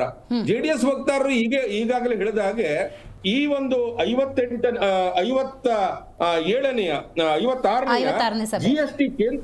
GST ಕೇಂದ್ರ ಸಭೆಯ ಮೀಟಿಂಗ್ ನಲ್ಲಿ ಕೇವಲ ಕೇಂದ್ರ ಹಣಕಾಸು ಸಚಿವರಷ್ಟೇ ಇರಲಿಲ್ಲ, ರಾಜ್ಯದ ಎಲ್ಲ ರಾಜ್ಯಗಳ ಹಣಕಾಸು ಸಚಿವರು ಸಹಿತ ಇದ್ರು ಅಲ್ಲಿ. ಹಾಗು ಈಗ ನಮಗೆ ಅಷ್ಟು ಲಾಸ್ ಆಗ್ತದೆ, ಇಷ್ಟು ಲಾಸ್ ಆಗ್ತದೆ ಅನ್ನುವಂತ ರಾಜ್ಯಗಳು ಮಂಡಳಿಯಲ್ಲಿ ಆ ಅಹವಾಲುಗಳನ್ನ ಇಡ್ಲಿಕ್ಕೆ ಯಾವುದೇ ತೊಂದರೆ ಇರಲಿಲ್ಲ. ಈ ಕಾಂಗ್ರೆಸ್ಸಿಗರಿಗೆ ಮೊದಲಿನಿಂದಲೂ ಒಂದು ಚಟ ಬಿದ್ದದೆ. ನೀವು ಏನಾದ್ರೂ ಸರ್ಕಾರವನ್ನ ತಿದ್ದುವಂತಹ, ದೇಶವನ್ನ ಒಂದು ಒಳ್ಳೆ ಸ್ಥಿತಿಗೆ ತರ್ತಕ್ಕಂತ, ಸಮಾಜವನ್ನ ಒಳ್ಳೆ ಸ್ಥಿತಿಗೆ ತರ್ತಕ್ಕಂತ ವಿಷಯಗಳಲ್ಲಿ ನೀವು ವಿಮರ್ಶೆಯನ್ನ ಮಾಡಿ, ನಿಮ್ಮ ವಿಮರ್ಶೆಯನ್ನ ನಾವು ಸ್ವೀಕಾರ ಮಾಡ್ತೀವಿ. ಆದ್ರೆ 175 ವಸ್ತುಗಳು ಬಡವರು ಮತ್ತು ಮಧ್ಯಮ ವರ್ಗದವರು ಈ ದೇಶದಲ್ಲಿ 80% ಜನ ಇದ್ದಾರೆ. 80% ಜನರಿಗೆ ಅನುಕೂಲ ಆಗುವಂತಹ ಕೇಂದ್ರ ಸರ್ಕಾರದ ಈ ಯೋಜನೆ ಇದೆಯಲ್ಲ, ಇದನ್ನ GST ಈ ಯೋಜನೆಯನ್ನ ತರಲಿಕೊಂಡ್ರೆ ನೀವು ಅದನ್ನ ವಿರೋಧಿಸ್ತೀರಾ, ಅದಕ್ಕೆ ಕುಹಕದ ಮಾತಾಡ್ತೀರಾ, ಯಾವುದೇ ಆಪಾದನೆಯನ್ನ ಮಾಡ್ಲಿಕ್ಕೆ ಆಗ್ತಾ ಇಲ್ಲ. ಇಷ್ಟು ವರ್ಷಗಳ ಹಿಂದೆ ಟ್ಯಾಕ್ಸ್ ಹಾಕೊಂಡ್ ಬಂದಿದ್ರು. ನೀವೇನು ಕಾಂಗ್ರೆಸ್ನವರು ಇಷ್ಟು ವರ್ಷ ದೇಶ ಆಳಿದ್ರಲ್ಲ, ಏನು ಟ್ಯಾಕ್ಸ್ ರಹಿತವಾಗಿ ದೇಶ ಆಳಿದ್ರೇನು? ಯಾವುದೇ ಟ್ಯಾಕ್ಸ್ ಹಾಕಿರ್ಲಿಲ್ಲೇನು? ನೀವು ಹಾಕಿರುವಂತ ಟ್ಯಾಕ್ಸ್ ಗಳನ್ನೆಲ್ಲ ಒಮ್ಮೆ ನೆನಪು ಮಾಡ್ಕೊಳ್ಳಿ. ರೈಟ್ ಗೊತ್ತಾಯ್ತು ಸರ್, ನನಗೆ ಡೀಟೇಲ್ ಗೊತ್ತಾಯ್ತು. ಮಾತಾಡ್ತೀನಿ ಹಂಗೆ ಸಂಪರ್ಕದಲ್ಲಿರಿ. ಪುಟ್ಟಣ್ಣವ್ರೆ, ನೀವು ಹೇಳಬೇಕು, ವೈ ನೌ, ಯಾಕೀಗ ಈ ಮಹತ್ತರ ಸುಧಾರಣೆ? ಈ ಇನ್ನೊಂದು 2 ತಿಂಗಳಲ್ಲಿ ಬಿಹಾರ್ ಎಲೆಕ್ಷನ್ ಇದೆ. ಓಕೆ. ಇದೇ ಹಿಂದೆ ಎಲೆಕ್ಷನ್ ನಡೆದಾಗ, ಡೆಲ್ಲಿ ಎಲೆಕ್ಷನ್ ನಡೆದಾಗ ಸುಮಾರು 12 ಲಕ್ಷದವರೆಗೂ ಟ್ಯಾಕ್ಸ್ ಬೆನಿಫಿಟ್ ಕೊಟ್ಟರು ಜನಗಳಿಗೆ. ಎಷ್ಟು ಜನಕ್ಕೆ ಅದು ಅನ್ವಯಿಸುತ್ತೆ? ಆಟೋ ಡ್ರೈವರ್ 12 ಲಕ್ಷ ದುಡಿತಾನ, ತರಕಾರಿ ಮಾರೋರು 12 ಲಕ್ಷ ದುಡಿತಾರ, ಕಾಫಿ ಮಾರೋರು 12 ಲಕ್ಷ ದುಡಿತಾರ? ದುಡಿಯಲ್ಲ. ಈ ಎಲೆಕ್ಷನ್ ಬಂದಾಗಲೇ ಇವ್ರು ಯಾಕೆ ಇದು ತಗೊಳ್ಬೇಕು? ಎಲೆಕ್ಷನ್ ಮುಂಚೆ ತಗೊಳ್ಳೋದಕ್ಕೆ ಅವಶ್ಯಕತೆ ಇರಲಿಲ್ಲ ಅವ್ರಿಗೆ. ಹಂಗಾಗಿ ಮೇಡಮ್ ಅಲ್ಲಲ್ಲ, ಈಗ ಬಿಹಾರ ಎಲೆಕ್ಷನ್ ಆದರೆ ಬಿಹಾರದಲ್ಲಿ ಬಂಪರ್ ಕೊಡೋದು, ಈಗ ಕಾಂಗ್ರೆಸ್ನವ್ರು ಗ್ಯಾರಂಟಿ ಕೊಟ್ಟರು ನೋಡಿ, ಹಾಗಾಗಿ ಬಿಹಾರಕ್ಕಷ್ಟೇ ಫೋಕಸ್ ಮಾಡಿದ್ರೆ ವೆಲ್ ಅಂಡ್ ಫೈನ್. ಬಟ್ ಇದು ದೇಶದಲ್ಲೇ ಈಗ ಮುಂದಿನ ದಿನಗಳಲ್ಲಿ ಬಿಹಾರ ಎಲೆಕ್ಷನ್, ಗುಜರಾತ್ ಎಲೆಕ್ಷನ್ ಇದನ್ನೆಲ್ಲ ಮನದಲ್ಲಿಟ್ಕೊಂಡೆ ಇವ್ರು ಇದನ್ನ ಸ್ಕೀಮ್ ತಂದಿರೋದು. ಆಮೇಲೆ ಇವತ್ತಿನ ದಿನ ಏನು ಇವ್ರು ಈ ಸ್ಕೀಮ್ ತಂದಿದಾರೋ ಆ ರಾಜ್ಯಗಳಿಗೆ ಇವತ್ತು ಹೊರೆ ಆಗತ್ತೆ. ಇವತ್ತು ಏನು 35 ರೂಪಾಯಿ 40 ರೂಪಾಯಿ 50 ರೂಪಾಯಿ ಹಾಲು ರೇಟ್ ಇದೆ. ಇವತ್ತು ರಾಜ್ಯದಲ್ಲಿ ಪ್ರತಿಯೊಂದು ರಾಜ್ಯದಲ್ಲೂ ಹಾಲಿನ ಬೆಲೆ ಜಾಸ್ತಿ ಆಗುತ್ತೆ, ಎಣ್ಣೆ ಬೆಲೆ ಜಾಸ್ತಿ ಆಗುತ್ತೆ. ಇವ್ರು ಏನು ಹೇಳ್ತಾರೆ, ಬುಕ್ ಮೇಲೆ GST ಇಲ್ಲ, ಫ್ರೀ ಮಾಡಿದೀವಿ, ಅದು ಮಾಡಿದೀವಿ ಅಂತ. ಇವ್ರು ಏನಾರೋ ತಾಕತ್ತಿದ್ರೆ ಮೇಡಮ್ ಇವತ್ತಿನ ದಿನ ಗ್ಯಾಸ್ ಬೆಲೆ ಏನಕ್ಕೆ ಕಮ್ಮಿ ಮಾಡಲಿಲ್ಲ ಇವರು, ಪೆಟ್ರೋಲ್ ಬೆಲೆ ಏನಕ್ಕೆ ಕಮ್ಮಿ ಮಾಡಲಿಲ್ಲ ನೀವು? ಇವರು ತಿನ್ನೋ ಪದಾರ್ಥಗಳು ಆಯಿಲ್ ಇವತ್ತು 200 ರೂಪಾಯಿ ಇದೆ kg, 250 ರೂಪಾಯಿ ಕಡಲೆಕಾಯಿ ಎಣ್ಣೆ ಇದೆ.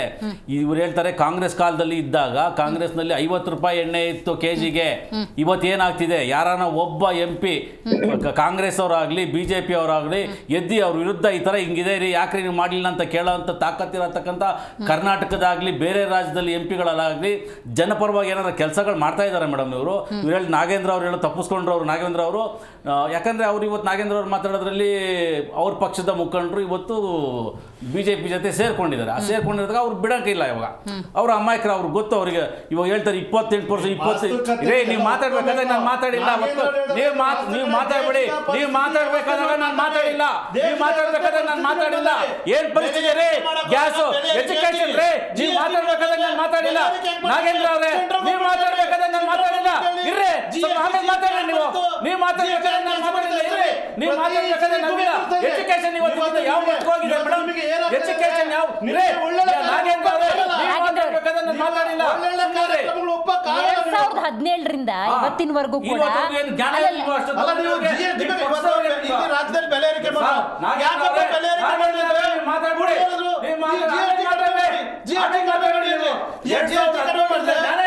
ಅಲ್ಲಲ್ಲ ಪುಟ್ಟಣ್ಣವ್ರೆ, ಪ್ರತಿಪಕ್ಷವಾಗಿ ಹಾಲು, ಮೊಸರು, ಬೆಣ್ಣೆ, ತುಪ್ಪ ಏನೂ ಬಿಟ್ಟಿಲ್ಲ ಅಂತ ನೀವು ಹೇಳ್ತಿದ್ರಿ. ಹಂಗಾಗಿ ನೋಡಿ, ಅಗತ್ಯ ವಸ್ತುಗಳು ಏನೇನಿತ್ತು ಮಧ್ಯಮ ವರ್ಗದವರಿಗೆ ಸುಲಭ ಆಗೋ ನಿಟ್ಟಿನಲ್ಲಿ ಆ GSTನ ಬಹುತೇಕ ತೆಗೆದು ಬಿಟ್ಟಿದ್ದಾರೆ ಅಲ್ವಾ? ನೀವು ಹೇಳದಂಗೆ ಮುಂದಿನ ದಿನಗಳಲ್ಲಿ ಪೆಟ್ರೋಲು, ಡೀಸೆಲ್, ತೈಲ ಉತ್ಪನ್ನಗಳು ಅವು ಬದಲಾಗಬಹುದು. ಆ ನಿರೀಕ್ಷೆ ಇಟ್ಕೋಬಹುದಾ? 10 ವರ್ಷ ಆಯ್ತು. 10 ವರ್ಷ ಆದ್ರೂ ಇವತ್ತವರೆಗೂ ಟೋಲ್ದು ಇವತ್ತು ಮೇಡಮ್ ಒಂದು ಟೋಲ್ ಒಂದು ಬೆಂಗಳೂರಿಂದ ಹೋಗಿ ಬರ್ತೀವಿ ಅಂತಾನೆ 450 ರೂಪಾಯಿ 600 ರೂಪಾಯಿ ಬರೀ ಟೋಲ್ ಆಗತ್ತೆ. ಇವ್ರ ಯೋಗ್ಯತೆಗೆ ಒಬ್ಬ MP ಮಾತಾಡಿದಾನ ಟೋಲ್ ಕಮ್ಮಿ ಮಾಡಿ ಅಂತ? 100-150 ರೂಪಾಯಿ. ನಾಗೇಂದ್ರ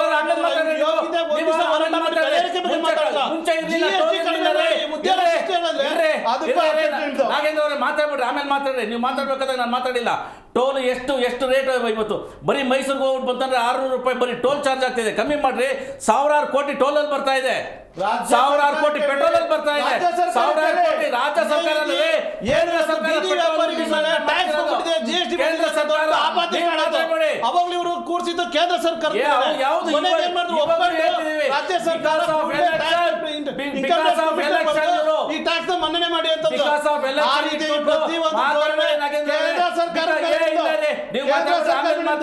ಕೇಂದ್ರ ನಿಮ್ ಪಕ್ಷದವರಲ್ಲಿ ಒಬ್ರು ನಾಯಕರಿದ್ದಾರೆ ಅಂತ ಮಾತಾಡ್ತಿದ್ದೀರಾ.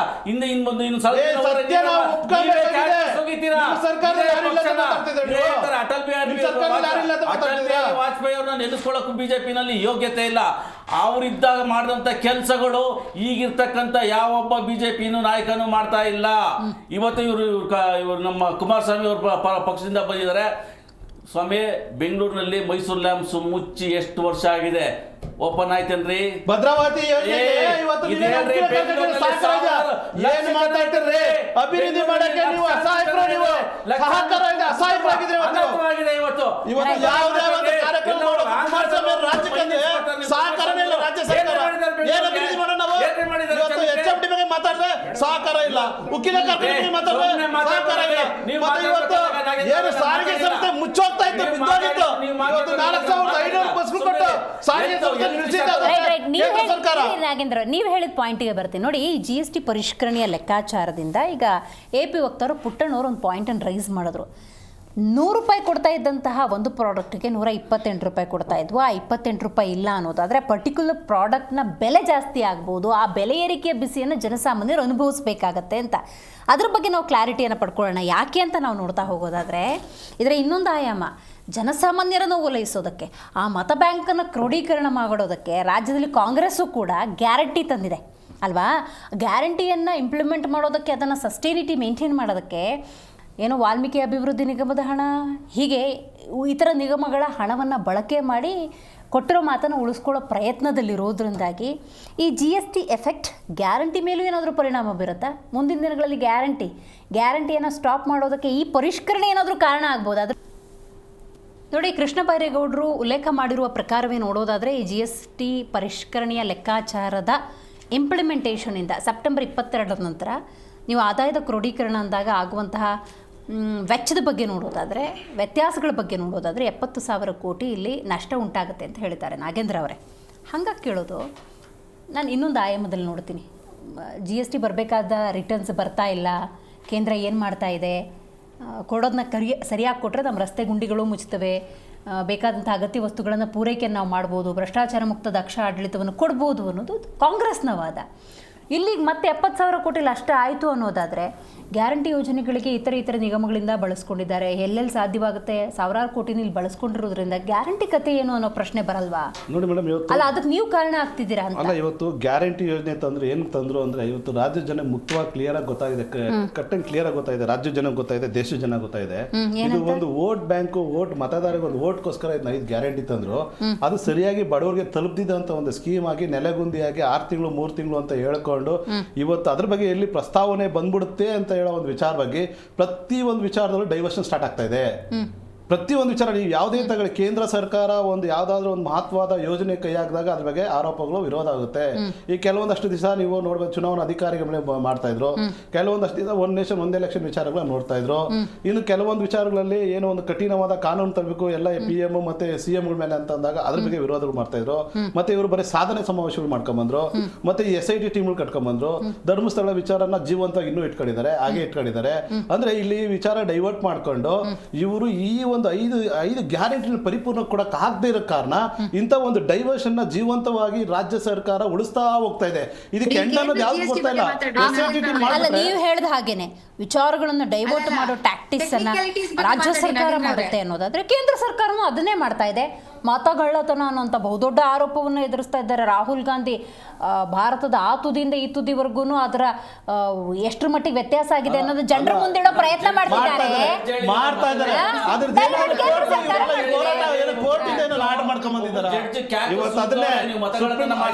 ಒಂದು ಮಾತಾಡ್ತು ಕೇಳಿ, ಸುಪ್ರೀಂ ಕೋರ್ಟ್ ಮುಖಾಂತರ ಹೋಗಿ ಹೋರಾಟ ಮಾಡಿದ್ರೆ ನಾವು ಸ್ವಾಗತ ಮಾಡಬಹುದಾಗಿತ್ತು. ಆರೋಪಗಳು ಮಾಡ್ಕೊಂಡು ಪ್ರತಿ ರಾಜ್ಯಗಳಲ್ಲಿ ಇವರು ಎಲ್ಲೆಲ್ಲಿ ಕಾಂಗ್ರೆಸ್ ಸರ್ಕಾರ ಇದೆ ಅಲ್ಲಿ ಕೋಟ್ಯಾಂತರ ರೂಪಾಯಿ ಹಣ ಖರ್ಚು ಮಾಡ್ಕೊಂಡು ಇವರು ಹೋರಾಟಗಳು ಮಾಡ್ತಾರೆ. ಇವರು ಬಿಹಾರ್ ಎಲೆಕ್ಷನ್ ಅಲ್ಲಿ ಮಾಡಕ್ಕಾಗಿಲ್ಲ, ಕರ್ನಾಟಕ ಎಲೆಕ್ಷನ್ ಅಲ್ಲಿ ಟಾರ್ಗೆಟ್ ಮಾಡ್ತಾರೆ, ತೆಲಂಗಾಣ ಮಾಡಕ್ಕಾಗಿಲ್ಲ, ಹಿಮಾಚಲ ಪ್ರದೇಶ ಮಾಡಕ್ಕಾಗಿಲ್ಲ.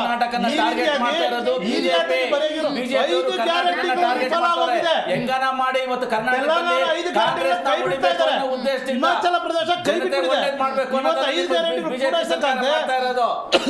ಡೈವರ್ಷನ್ ಕೆಲಸ ಮಾಡ್ಕೊಂಡು ಗ್ಯಾರಂಟಿ ಬಗ್ಗೆ ಸದ್ಯ ಇಲ್ಲ. ನಾವ್ ಹೇಳೋದ್ ಬೇಡ್ರಿ, 25 ಜನ ಶಾಸಕರು ಹೇಳಿದ್ರಲ್ಲ 5 ಗ್ಯಾರಂಟಿಗಳ ಬಗ್ಗೆ, ನೀವು ಮಾಡ್ತಾರದು ಏನಂತ ನಿಮ್ಮ ಶಾಸಕರು ಹೇಳಿದ್ರು. ಅದು ಇವತ್ತು ರಾಜ್ಯ ಜನಕ್ಕೆ ಗೊತ್ತಾಗಿದೆ, ದೇಶದ ಜನಕ್ಕೂ ಗೊತ್ತಾಗಿದೆ. ಇವತ್ತು ನಿಮ್ಮನ್ನ ತಿರಸ್ಕಾರ ಸರ್ಕಾರ ಪತನ ಮಾಡುತ್ತೆ.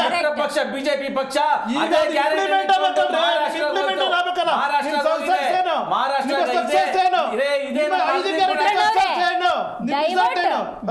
ಡೈವರ್ಟ್ ಮಾಡೋದ್ರಲ್ಲಿ ಬಿಜೆಪಿ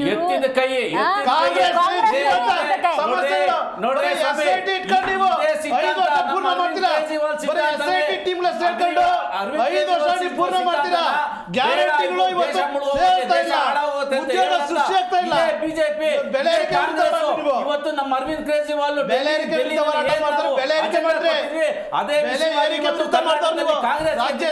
ಮಹಾರಾಷ್ಟ್ರದಲ್ಲಿ ಇವತ್ತು ಬಿಜೆಪಿ ಗೆದ್ದಿದೆ.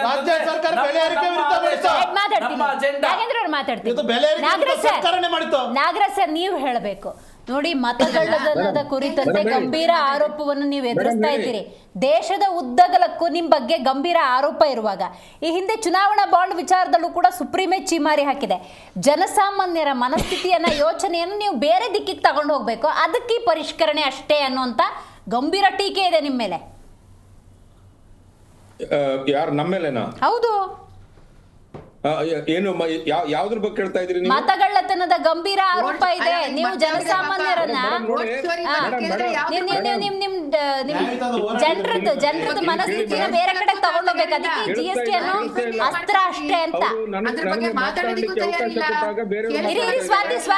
ಸ್ವಾತಿ ಒಂದ್ ನಿಮಿಷ ಕೇಳಿಸಲ್ಲ. ಕೇಳಿಸ್ತಾ ಇಲ್ಲ? ಈಗ ಕೇಳಿಸ್ತಿದೆ, ಕಂಟಿನ್ಯೂ ಮಾಡಿ. ಇವತ್ತು ಇರುವಂತ ಸಬ್ಜೆಕ್ಟ್ GST ಮೇಲೆ ಇಟ್ಟಿರ್ತಕ್ಕಂಥ ಸಬ್ಜೆಕ್ಟ್ ಇದು ಸ್ವಾತಿ ಮಾತಾಡಿದ್ರೆ ಕೇಳೋದಿಲ್ಲ. ಸ್ವಾತಿ ಒಂದ್ ನಿಮಿಷ ಬರ್ತೀನಿ ನಾನು. ಮತಗಳ್ಳತನದ ಬಗ್ಗೆ ಉದ್ದೇಶಪೂರ್ವಕವಾಗಿ ಕಾಂಗ್ರೆಸ್ನವರು ಹೇಳ್ಕೊಂಡು ಹೋಗ್ತಾ ಇದ್ದಾರೆ. ಯಾಕಂತ ಹೇಳಿದ್ರೆ ಯಾವ ಒಂದು ಕೇಂದ್ರ ಸರ್ಕಾರ GST ಕುರಿತು ಸುಮಾರು 80% ಬಡ ಮತ್ತು ಏನು ಹಿಂದುಳಿದವರು ಮಧ್ಯಮ ವರ್ಗದವರು ಏನಿದಾರಲ್ಲ ಅವರಿಗೆ ಅನುಕೂಲ ಆಗ್ತಕ್ಕಂತ ಈ GST ಅನ್ನ ಸರಳೀಕೃತ ಮಾಡಿ ಕಡಿಮೆ ಟ್ಯಾಕ್ಸ್ ಮಾಡಿರುವಂತದ್ರ ಬಗ್ಗೆ ಮಾತನಾಡುವಾಗ ಡೈವರ್ಟ್ ಮಾಡಿ ಮತಗಳ್ಳತನದ ಬಗ್ಗೆ ಹೇಳ್ತಾ ಇದ್ದಾರೆ. ನಾನು ಹೇಳ್ತಾ ಇದ್ದೀನಿ, ತಾವೇ ಹೇಳಿದ್ರಿ, ಬಹಳ ಚೆನ್ನಾಗಿ ಹೇಳಿದ್ರಿ, ಮತಗಳ್ಳತನ ಆಗಿದೆ ಅನ್ನುವಂತ ನಿಮ್ಮ ಆಪಾದನೆ ಆಗಿದ್ರೆ ಅದ್ರ ಬಗ್ಗೆ ನಿಮ್ಮ ಹತ್ರ ಎವಿಡೆನ್ಸ್ ಇದ್ರೆ ಯಾವ ಫೋರಂ ಇದೆ ಭಾರತದಲ್ಲಿ? ಲಾಫುಲ್ ಅಥಾರಿಟೀಸ್ ಅಂತ ಇದಾವೆ, ಕೋರ್ಟ್ ಅನ್ನು ಸೇರಿಸಿ ಲಾಫುಲ್ ಅಥಾರಿಟೀಸ್ ಅಂತ ಇದಾವೆ. ನೀವು ಅವ್ರ ಮುಂದೆ ಹೋಗಿ ಕಂಪ್ಲೇಂಟ್ ಗಳನ್ನ ಫೈಲ್ ಮಾಡಿ, ಕೋರ್ಟ್ ಗಳ ಮುಂದೆ ಹೋಗಿ ನಿಮ್ಮ ಭಿನ್ನಪ ಏನಿದೆ ಸರಿಯಾದಂತ ಡಾಕ್ಯುಮೆಂಟರಿ ಎವಿಡೆನ್ಸ್ ಅನ್ನ ಇಟ್ಟುಕೊಂಡು ನೀವು ಆರ್ಗ್ಯುಮೆಂಟ್ ಅನ್ನ ಮಾಡಿ, ವಾದ ಮಾಡಿ. ಕೋರ್ಟ್ಗಳೇ ಸ್ವಯಂ ಪ್ರೇರಿತರಾಗಿ PI ಗಳನ್ನ ಹಾಕತ್ತವೆ ಇದ್ರ ಮೇಲೆ, ತಲೆ ಕೆಡಿಸ್ಕೋಬೇಡಿ. ಈ ಕಾಂಗ್ರೆಸ್ನವ್ರದ್ದು ಏನಾಗ್ತದೆ ಗೊತ್ತಾ? ಯಾವಾಗ ಏನಂದ್ರೆ ಯಾವುದನ್ನ ನ್ಯಾಯಾಲಯದಲ್ಲಿ ಹೋರಾಡಬೇಕೋ ಅದನ್ನ ತಂದು ಬೀದಿ ರಂಪ ಮಾಡೋದು, ಯಾವುದನ್ನ ಬೀದಿಲಿ ಹೇಳ್ಬೇಕೋ ಅದನ್ನ ತೆಗೆದುಕೊಂಡು ಕೋರ್ಟಿಗೆ ಹೋಗುದು. ಎಷ್ಟೋ ಸಲ ಈ ರಾಹುಲ್ ಗಾಂಧಿ ಅವರೇ RSS ಗೆ ಬೈದ್ಬಿಟ್ಟು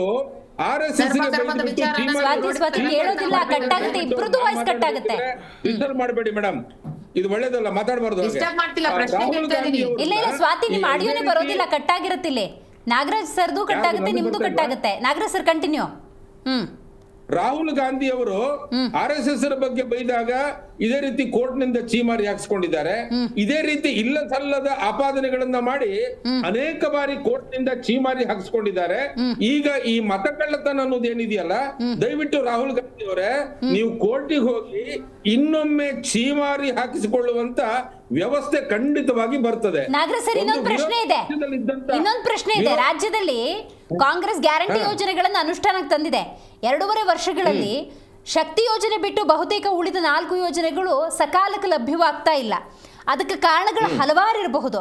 ಆದರೆ ಮತ್ತೊಂದು ಕಾರಣ ನೀವೇ ಆಗ್ತಾ ಇದ್ದೀರಿ. ಯಾಕಂದ್ರೆ ಈ GST ಪರಿಷ್ಕರಣೆಯಿಂದ 70,000 ಕೋಟಿ ನಷ್ಟ ಆಗೋದಾದ್ರೆ ಈಗಾಗಲೇ ಹಲವಾರು ನಿಗಮಗಳಿಂದ ಈ ಗ್ಯಾರಂಟಿ ಯೋಜನೆಗಳಿಗೆ ಹಣವನ್ನು ಒದಗಿಸುವಂತ ಕೆಲಸವನ್ನ ಮಾಡ್ತಾ ಇದ್ದಾರೆ ಕರ್ನಾಟಕ ಕಾಂಗ್ರೆಸ್ನವರು. ಹಾಗಾಗಿ ಇಷ್ಟರ ಮಟ್ಟಿಗೆ ನಷ್ಟ ಆಗುತ್ತೆ ಅನ್ನೋದಾದ್ರೆ ನೀವು ಗ್ಯಾರಂಟಿ ಸ್ಟಾಪ್ ಮಾಡಕ್ ನೀವೇ ಕಾರಣ ಆಗ್ಬಿಟ್ರಲ್ಲ ಅಂತ. ಮೇಡಮ್ ಆ ರೀತಿ ಏನಿಲ್ಲ. ಪ್ರಪ್ರಥಮ ಬಾರಿಗೆ ಈ 70,000 ಕೋಟಿ ಲಾಸ್ ಆಗ್ತದೆ ಅನ್ನೋದೇ ತಪ್ಪು. ಇವತ್ತು ಬಹುಶಃ ಇವರು ರಾಮಲಿಂಗಾರೆಡ್ಡಿ ಅವರು ಇರಬೇಕು, 15,000 ಕೋಟಿ ಲಾಸ್ ಆಗ್ತದೆ ಕರ್ನಾಟಕಕ್ಕೆ ಅಂತ ಹೇಳಿದ್ರು. ಖರ್ಗೆ ಅವ್ರದ್ದು ಹೇಳಿಕೆ ಒಂದು ನಮೂನೆ, ಆಮೇಲೆ ನಮ್ಮ ಇವ್ರದ್ದು ಕಂದಾಯ ಸಚಿವರ ಹೇಳಿಕೆ ಇನ್ನೊಂದು ನಮೂನೆ. ಹಾಗಾಗಿ ಇನ್ನು ಮೇಡಮ್ ಯೋಜನೆ ಜಾರಿಗೆ ಬಂದಿಲ್ಲ, ಅಲ್ಲಿಯವರೆಗೆ ನಿಮಗೆ ಈ ಲೆಕ್ಕಾಚಾರ ಕೊಟ್ಟವ್ರು ಯಾರು? 70,000 ಕೋಟಿ ಅಂದಾಜಿಸೋಕ್ ಆಗ್ದಿರೋಷ್ಟು ಸರ್,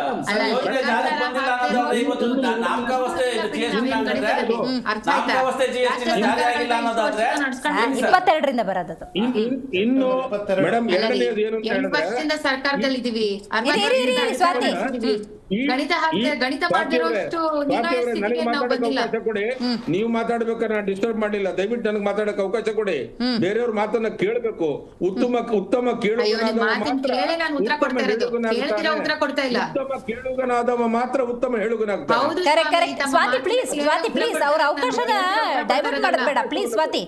ಬೇರೆಯವ್ರಿಗೆ ಮಾತಾಡ್ಲಿಕ್ಕೆ ಅವಕಾಶ ಕೊಡಿ.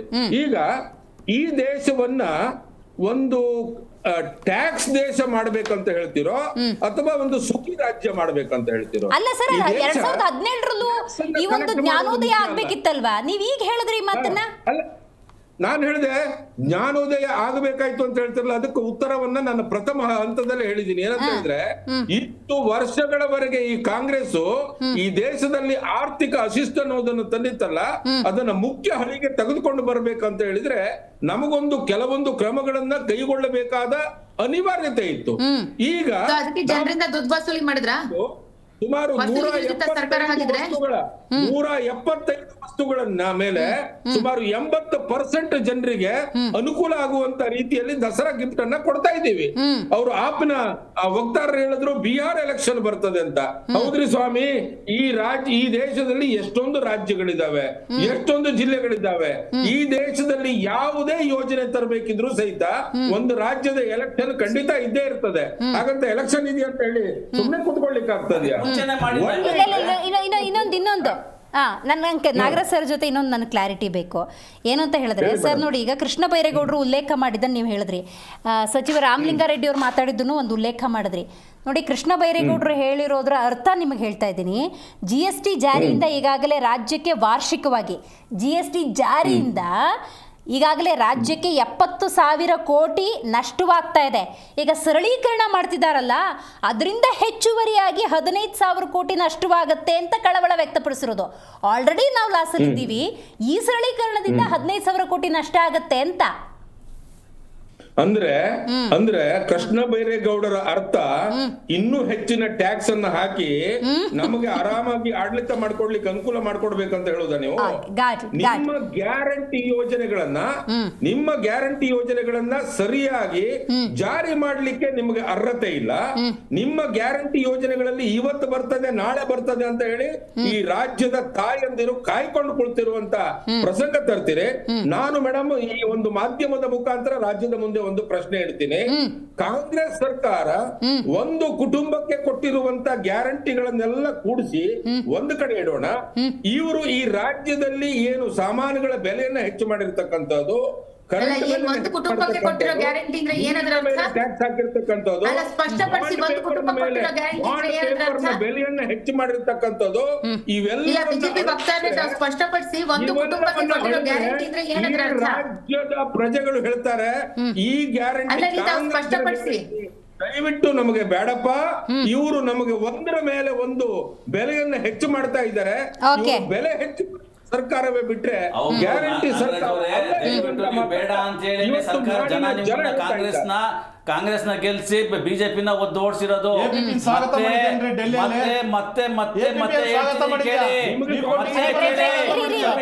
ನಂಗೆ ಸ್ವಾತಿದೊಂದು ರಿಯಾಕ್ಷನ್ ಬೇಕು. ಡೆಲ್ಲಿಯಲ್ಲಿ ಏನು ಮಾಡಿದ್ದಾರೆ? ಸ್ವಾಗತ ಮಾಡಿದ್ದಾರೆ. ಬಿಹಾರದಲ್ಲಿ ಏನಾಗುತ್ತೆ ನೋಡ್ರಿ, ಕಂಬಿ ಬಿಹಾರದಲ್ಲಿ ಏನಾಗುತ್ತೆ ನೋಡಿ, ಕಳ್ಳ ಕೇಸ್ಗಳು ಡೆಲ್ಲಿನಲ್ಲಿ ನಿಮ್ಮ ಸರ್ಕಾರಕ್ಕೆ ಜಡ್ಜ್ ಮುಗ್ದವ್ರೆ. ಓಕೆ ನಾಗರಾಜ್ ಸರ್, ಒಂದ್ ನಿಮಿಷ ಹಂಗೇರಿ. ಸ್ವಾತಿ, ಈಗ ಗ್ಯಾರಂಟಿ ಯೋಜನೆಗಳು ಬಹುತೇಕ ಒಂದು 2-3 ತಿಂಗಳಿಂದ ಸಕ್ರಿಯವಾಗಿಲ್ಲ ಅನ್ನುವಂಥ ಆರೋಪ ಇದೆ. ನೋಡಿ, ಇತರ ನಿಗಮಗಳಿಂದ ಹಣವನ್ನು ಕೂಡಿಸಿ ಕೊಟ್ಟ ಮಾತನ್ನು ಉಳಿಸ್ಕೊಳ್ಳುವಂಥ ಪ್ರಯತ್ನದಲ್ಲಿ ನೀವು ಇದ್ದೀರಿ. ಇದರ ನಡುವೆ ಈ ಗ್ಯಾರಂಟಿ GST ಪರಿಷ್ಕರಣೆ ಆಗ್ತಿರೋದ್ರಿಂದಾಗಿ ನೀವೇನಾದರೂ ಗ್ಯಾರಂಟಿಯನ್ನು, ಅಂದರೆ ಇಷ್ಟು ದೊಡ್ಡ ಪ್ರಮಾಣದ ನಷ್ಟ ಆಗತ್ತೆ ಅನ್ನೋದಾದರೆ ಗ್ಯಾರಂಟಿಯನ್ನು ಸ್ಟಾಪ್ ಮಾಡೋದಕ್ಕೆ BJP ಕಾರಣ ಆಗ್ತಿದೆಯಲ್ಲ ಅಂತ. ಅಲ್ಲ ಒಂದು ಬಹಳ ಸ್ಪಷ್ಟವಾಗಿ ಹೇಳ್ತೀನಿ, ಗ್ಯಾರಂಟಿಯನ್ನ ನಾವು ಸ್ಟಾಪ್ ಮಾಡ್ತೀವಿ ಅಥವಾ ನಿಲ್ಲಿಸ್ತೀವಿ ಅನ್ನುವಂತಹ ಯಾವ ಉಲ್ಲೇಖವನ್ನು ಮಾಡಿಲ್ಲ. ಅಫಿಷಿಯಲಿ ನಾವು ಮುಖ್ಯಮಂತ್ರಿಗಳಾಗ್ಲಿ ಇಲ್ಲ. Divya, this is a wrong statement. Let us not wrong statement. ಈಗ ಅಲ್ಲ ಸ್ವಾತಿ, ಒಂದು ಅರ್ಥ ಮಾಡ್ಕೋಬೇಕು. ಇನ್ನು ಸೆಪ್ಟೆಂಬರ್ 22ರಿಂದ ಇಂಪ್ಲಿಮೆಂಟ್ ಆಗುವಂತ GST ಪರಿಷ್ಕರಣೆ ಬಗ್ಗೆ ಲೆಕ್ಕಾಚಾರ ಹಾಕೋದ ಗೊತ್ತಿರುವಂತಹ ಕಾಂಗ್ರೆಸ್ನವರಿಗೆ 70,000 ಕೋಟಿ ಹೆಚ್ಚುವರಿ 15,000 ಕೋಟಿ ನಷ್ಟ ಆಗತ್ತೆ ಅನ್ನೋದಾದ್ರೆ ಅದನ್ನ ಲೆಕ್ಕಾಚಾರ ಹಾಕಕ್ ಜನಕ್ ಬರೋದಿಲ್ವಾ? ಗ್ಯಾರಂಟಿಗೆ 52,000 ಕೋಟಿ ವಿನಿಯೋಗಿಸ್ತೀರಿ ನೀವು, ಅದ್ರಲ್ಲಿ 70,000 ಕೋಟಿ GST ಪರಿಷ್ಕರಣೆಯಿಂದ ಲಾಸ್ ಆಗುತ್ತೆ, 15,000 ಕೋಟಿ ಇದರಿಂದ ನಷ್ಟ ಆಗುತ್ತೆ ಅಂದ್ರೆ ಹೆಂಗಪ್ಪ ಗ್ಯಾರಂಟಿ ಕೊಡ್ತಾರೆ ಅನ್ನೋ ಪ್ರಶ್ನೆ ಪ್ರಶ್ನೆ ಉದ್ಭವಿಸೋದಿಲ್ವಾ? ಈ ಕಾಂಟೆಕ್ಸ್ಟ್ ಅಲ್ಲಿ ನಾನು ಕೇಳಿದ್ದು. ಖಂಡಿತ ಇಲ್ಲ. ಸದ್ಯದ ಪರಿಸ್ಥಿತಿಯಲ್ಲಂತೂ ಯಾರಿಗೂ ಉದ್ಭವಿಸಿಲ್ಲ. ಸ್ವಾಭಾವಿಕವಾಗಿ ನೀವು 28% ಇಂದ 12% ತೆಗೆದುಕೊಂಡು ಬಂದಾಗ, ಸಾರಿ 18% ತೆಗೆದುಕೊಂಡು ಬಂದಾಗ, 12% ಇಂದ 5% ತೆಗೆದುಕೊಂಡು ಬಂದಾಗ ಯಾವ ಯಾವ ರಾಜ್ಯಗಳಿಗೆ ಎಷ್ಟೆಷ್ಟು ಈಗ ಪಾಲು ಹೋಗುತ್ತೆ, ಈ ಮುಂಚೆ ಎಷ್ಟು ಹೋಗ್ತಿತ್ತು, ಈಗ ಎಷ್ಟು ಹೋಗುತ್ತೆ ಅನ್ನುವಂತಹ ಸ್ವಾಭಾವಿಕ ಒಂದು ನೈಸರ್ಗಿಕ ಗಣಿತವನ್ನ ಎಲ್ಲರೂ ಕೂಡ ಮಾಡಿರ್ತಾರೆ. ಎಲ್ಲಾ ರಾಜ್ಯಗಳು ಕೂಡ ಇದನ್ನ ಮಾಡಿರ್ತಾರೆ. ಅದರ ಆಧಾರದ ಮೇಲೆ ಅವರು ಅವರವರ ಸ್ಟೇಟ್ಮೆಂಟ್ ಗಳನ್ನ ಕೊಟ್ಟಿರ್ತಾರೆ. ಆದ್ರೆ ಈ ಹಣವನ್ನ ನಂಬಿಕೊಂಡು ನಾವು ಗ್ಯಾರಂಟಿಯನ್ನ ಕೊಡ್ತಾ ಇರ್ಲಿಲ್ಲ.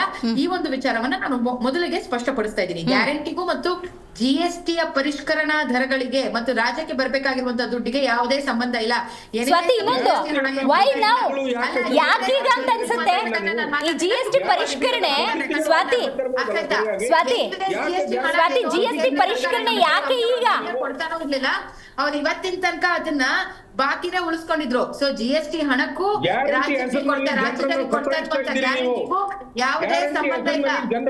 ದೆಹಲಿಯಲ್ಲಿ ಕೂತು ಜಂತರ್ ಮಂತರ್ ನಲ್ಲಿ ನಾವು ಪ್ರೊಟೆಸ್ಟ್ ಮಾಡ್ಕೊಂಡು ಬಂದಿದೀವಿ. ಸೊ ನಮಗ್ ಗೊತ್ತಿದೆ GST ಯಾವ ಆಧಾರದ ಮೇಲೆ ಅಥವಾ ಯಾವ ಪರಿಮಿತಿಯಲ್ಲಿ, ಯಾವ ಟೈಮ್ ಲಿಮಿಟ್ ಅಲ್ಲಿ ರಾಜ್ಯಕ್ಕೆ ಬರ್ತಿತ್ತು ಅಂತ. ಇವತ್ತಿನ ದಿನಕ್ಕೂ ಕೂಡ ಎಷ್ಟು GST ಬಾಕಿ ಇದೆ ಅನ್ನೋದನ್ನ ನಾನು ಪಿನ್ ಟು ಪಿನ್ ಹೇಳಬಲ್ಲೆ. ಆಯ್ತಾ? ಒಂದು ವಿಚಾರ ಬಹಳ ಸ್ಪಷ್ಟ. ಬಹಳ ಸೂಕ್ಷ್ಮ ವಿಚಾರವನ್ನ ಮಾತಾಡ್ಬೇಕು ದಿವ್ಯಾ, ಬಹಳ ಸೂಕ್ಷ್ಮ ವಿಚಾರವನ್ನ ಮಾತಾಡ್ಬೇಕು. 2017ರಲ್ಲಿ ಲಾಗು ಆಗಿದ್ದಂಥದ್ದು 2018ರಿಂದ ಸಮಕ್ಷಮವಾಗಿ ಇದು ಬಂದಿದ್ದು ಅಂತಾನೆ ಅನ್ಕೊಳ್ಳೋಣ ನಾವು. ಅರ್ಥ ಆಯ್ತಾ? ಸೊ ಅಲ್ಲಿಂದ ಇಲ್ಲಿಯ ತನಕ ಸತತವಾಗಿ 7 ವರ್ಷಗಳ ಕಾಲ ನೀವು 28 ಇದ್ದಿದ್ರನ್ನ 18ಕ್ಕೆ, 12 ಇದ್ದಿದ್ರನ್ನ 5ಕ್ಕೆ ತರುವಂತಹ ವ್ಯವಸ್ಥೆಯನ್ನ ನೀವು ಮಾಡ್ಕೊಳ್ಳೋದಿಕ್ಕೆ ಚುನಾವಣೆಯ ಸಂದರ್ಭಗಳಲ್ಲಿ ಸಾಧ್ಯ ಆಗುತ್ತೆ ಅನ್ನೋದಾದ್ರೆ 7 ವರ್ಷಗಳು ಏನು ಕತ್ತೆ ಕಾಯ್ತಾ ಇದ್ರ ಕುತ್ಕೊಂಡು? 7 ವರ್ಷಗಳು ಹಾಗಿದ್ರೆ ರಾಜ್ಯದ ಮತ್ತು ದೇಶದ ಜನರಿಗೆ ಮೋಸ ಮಾಡ್ತಾ ಇದ್ರ?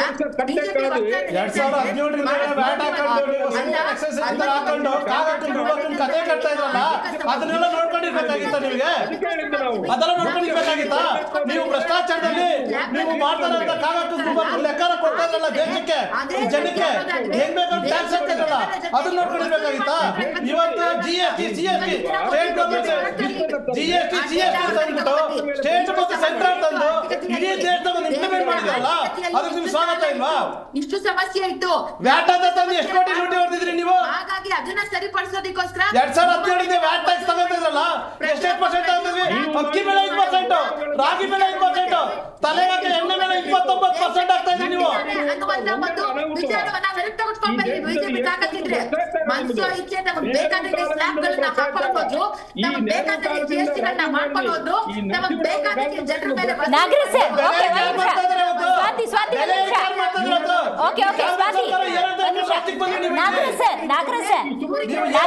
ಸರ್ಕಾರ ತಂದ್ರೆ ಇಲ್ಲಿ ಬೆಲೆ ಏರಿಕೆ ವಿರುದ್ಧ ಹೋರಾಟ ಮಾಡಿ ಬಂದವ್ರು ನೀವು. ಯಾವ್ದು ಬಿಡ್ಲಿಲ್ಲ ನೀವು. ಸ್ಟಾಂಪ್ ಪೇಪರ್ ಬಿಟ್ಟಿಲ್ಲ, ಸ್ಟಾಂಪ್ ಬಿಟ್ಟಿಲ್ಲ, ಯಾರು ಬಿಟ್ಟಿಲ್ಲ, ನೀರ್ ಬಿಟ್ಟಿಲ್ಲ, ಯಾವ್ದು ಬಿಟ್ಟಿದ್ರು ನೀವು. ಇವತ್ತು ಬೆಲೆ ಏರಿಕೆ ಮಾಡಿ ಸ್ವಾಗತ ಮಾಡ್ಬೇಕ ನಾವು. ಬೆಲೆ ಏರಿಕೆ ಮಾಡಿ ಸ್ವಾಗತ ಮಾಡ್ಬೇಕ ನಾವು. ಈ ಸ್ವಾತಿ ಅವರೇ, ನೀವು ಮಾಡಿದ ಬೆಲೆ ಏರಿಕೆ ಸ್ವಾಗತ ಮಾಡ್ಬೇಕ ರಾಜ್ಯ ಜನ. ಇವತ್ತು ಹೋರಾಟ ಏನಾಯ್ತು? ನಿಮ್ಮ ರಾಜ್ಯದ ಮುಖ್ಯಮಂತ್ರಿ ಸಿದ್ದರಾಮಯ್ಯ ಹೋರಾಟ ಮಾಡ್ಕೊಂಡು ನಾವು ಬೆಲೆ ಏರಿಕೆ ಮಾಡಲ್ಲ, ಬೆಲೆ ಏರಿಕೆ ವಿರುದ್ಧ ಅಂತ ಬಂದು ಪ್ರತಿಯೊಂದನ್ನು ನೀವು ಬೆಲೆ ಏರಿಕೆ ಮಾಡ್ತಾರೆ. ಇವತ್ತು ಖಾಲಿ ಜಾಗ ಮಾಡಿ ಇವತ್ತು ಸೆಸ್ ಕಟ್ಬೇಕು, ಕಸಕ್ಕೂ ಕೂಡ ಇವತ್ತು ಸೆಸ್ ಕಟ್ಬೇಕು. ಯಾವ್ದು ಬಿಟ್ಟಿದ್ರ ನೀವು? ಯಾವ್ದು ಬಿಟ್ಟಿದ್ರ ನೀವು? ಇವತ್ತು ನೀವು GST ಕಡಿಮೆ ಮಾಡಿದ್ರೆ ಅದಕ್ಕೆ ವಿರೋಧ ಮಾಡ್ತೀರಾ. ಬೆಲೆ ಏರಿಕೆ ನಿಮ್ಮ ಇಚ್ಛಾನುಸಾರ ಮಾಡ್ತೀರಾ. ಇವತ್ತು ಸ್ಟಾಂಪ್ ಡ್ಯೂಟಿ ಬಂದು 500 ರೂಪಾಯಿ. ಇವತ್ತೊಂದು MOU ಮಾಡ್ಬೇಕಂದ್ರೆ 500 ರೂಪಾಯಿ ಸ್ಟಾಂಪ್ ಡ್ಯೂಟಿ ತಗೋಬೇಕು. ಮುಂಚೆ 20 ರೂಪಾಯಿ MOU ಮಾಡ್ಬೇಕಾದ್ರೆ ಮೆಮೊರ್ ಆಫ್ ಅಂಡರ್ಸ್ಟ್ಯಾಂಡಿಂಗ್ ಬೇಕಾದ್ರೆ 50 ರೂಪಾಯಿ ತಗೊಂಬೋದಾಯ್ತು, 100 ರೂಪಾಯಿ ತಗೊಂಬೋದಾಯ್ತು, 200 ರೂಪಾಯಿ ತಗೊಂಬೋದಾಯ್ತು. ಆದಂಗಿಲ್ಲ. ನೆನ್ನೆ ಒಂದು MOU ಮಾಡ್ಸಕ್ ಹೋಗ್ತೀನಿ, 500 ರೂಪಾಯಿ ತಗೋಬೇಕಂತ ಈ ರೀತಿ ಎಲ್ಲಾ ರೀತಿ ಬೆಲೆ ಏರಿಕೆ ಮಾಡಿ ಜನ ಇವತ್ತು ಬೆಂಕಿ ಸುಡುವಂತ ಸರ್ಕಾರ, ಸರ್ಕಾರ ಭ್ರಷ್ಟಾಚಾರ. GST ಕಡಿಮೆ ಮಾಡಿದ್ರೆ ಸಮಾಧಾನ ಇಲ್ಲ. GST ಕಡಿಮೆ ಮಾಡಿದ್ರೆ ಸಮಾಧಾನ ಇಲ್ಲ. ಸಮಾಧಾನ ಇಲ್ಲ. ಸ್ವಾತಿ ಗಾಟ್ ಇಟ್ ಪುಟ್ಟಣ್ಣವರೇ. ತೆಗೆದುಕೊಂಡು ಬರ್ಬಿಟ್ಟಿತ್ತು. ಇದೇ ಓಕೆ ಸ್ವಾತಿ, ಅರ್ಥ ಆಯ್ತು. ಸ್ವಾತಿ ಅರ್ಥ ಆಯ್ತು. ಆಯ್ತು ಸ್ವಾತಿ, ಮುಗೀತು ಟೈಮ್. Thank you. ನೀವು ಹೇಳಿದ ಹಾಗೆ 100 ರೂಪಾಯಿ ಪ್ರಾಡಕ್ಟ್ಗೆ 128 ರೂಪಾಯಿ ಕೊಡ್ತಾ ಇದ್ರು. ಆ 28 ರೂಪಾಯಿ ಲೆಸ್ ಆಯ್ತು ಅಂತ ಸಂತೋಷ ಪಡ್ಕೊಳ್ಳೋ ಸಂದರ್ಭದಲ್ಲಿ ಆ ಪ್ರಾಡಕ್ಟ್ನ ಬೆಲೆಯೇ ಹೆಚ್ಚಾಯ್ತು ಅನ್ನೋದಾದ್ರೆ ಈ ಪರಿಷ್ಕರಣೆ ಮಾಡಿ ಏನ್ ಲಾಭ? ಖಂಡಿತ ಮೇಡಮ್, ಯಾಕಂದ್ರೆ ಇವರು ಇಲ್ಲಿ GST ಮಾತ್ರ ಕಮ್ಮಿ ಮಾಡಿದ್ದಾರೆ ಅಂತಂದ್ರೆ ಇವತ್ತಿನ ದಿನ ಈ ಗ್ಲಾಸ್ ಬೆಲೆ 100 ರೂಪಾಯಿ ಆಯ್ತು ಅಂದ್ರೆ 200 ರೂಪಾಯಿ ಆಗುತ್ತೆ. ಯಾಕೆ? ಡೆಫಿನೆಟ್ ಆಗಿ ಯಾರು ಲಾಸ್ ಮಾಡ್ಕೊಂಡು ಯಾರು ಮಾರೋದಕ್ಕಾಗಲ್ಲ. ಅಲ್ಲಲ್ಲ, ಅದೇ ಮ್ಯಾನುಫ್ಯಾಕ್ಚರಿಂಗ್. ಸ್ವಲ್ಪ ಇರ್ರಿ ಸಮಯ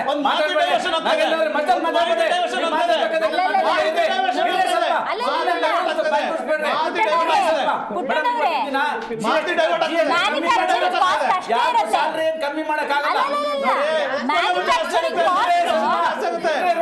ಬಿಜೆಪಿಯ ಪರವಾಗಿ ನಿಲ್ತಾರೆ ಮುಂದಿನ ದಿನಗಳಲ್ಲಿ. ಉತ್ಪಾದನೆ ಜಾಸ್ತಿ ಇದೆ, ಏನು ಉತ್ಪಾದನೆ ಜಾಸ್ತಿ ಆಗಿದೆ? ಉತ್ಪಾದನೆ ಮಾಡ್ತಾ ಇಲ್ಲ. ಏನು ಜಾಸ್ತಿ ಆಗಿದೆ? ಕೆಲಸ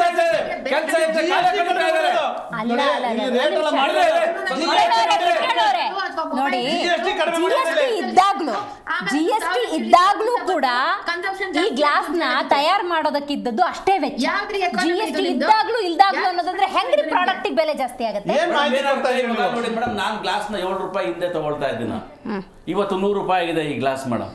ಇವತ್ತು ಇವ್ರು ಏನ್ ಹೇಳ್ತಾರೆ, GST ಬಂದ್ಬಿಟ್ಟು 5% ಮಾಡಿದೀವಿ, 0 ಮಾಡಿದೀವಿ ಬುಕ್ಸ್ಗಳಿಗೆ ಅಂತ ಹೇಳಿದಾರಲ್ಲ. ಈ ಬುಕ್ಸ್ಗೆ 0 ಮಾಡಿದ್ದಾರೆ. ಇವತ್ತು ಒಂದು ಬುಕ್ 100 ಪೇಜಸ್ ಬುಕ್ ತಗೊಳ್ಬೇಕು ಅಂತಂದ್ರೆ 90 ರೂಪಾಯಿ ಆಗುತ್ತೆ. 100 ಪೇಜಸ್ ಇರಲ್ಲ, ಅದ್ರಲ್ಲಿ 80 ಪೇಜ್ ಇರುತ್ತೆ. ಇದನ್ನ ಯಾರ ನೋಡಿದಾರ? ನೋಡಿದೀರಾ ಇದನ್ನ? ಇವತ್ತು ಒಂದು ಮಗು ಎಜುಕೇಶನ್ಗೆ, ಒಂದು ಸಣ್ಣ ಮಗು ಎಜುಕೇಶನ್ಗೆ ಇವತ್ತು ಬರೀ ಬುಕ್ಕು, ಪೆನ್ಸಿಲು, ರಬ್ಬರು ಅಂತಂದ್ರೆ 10,000 ರೂಪಾಯಿ ನಾರ್ಮಲ್ ಸ್ಕೂಲ್ಗೆ.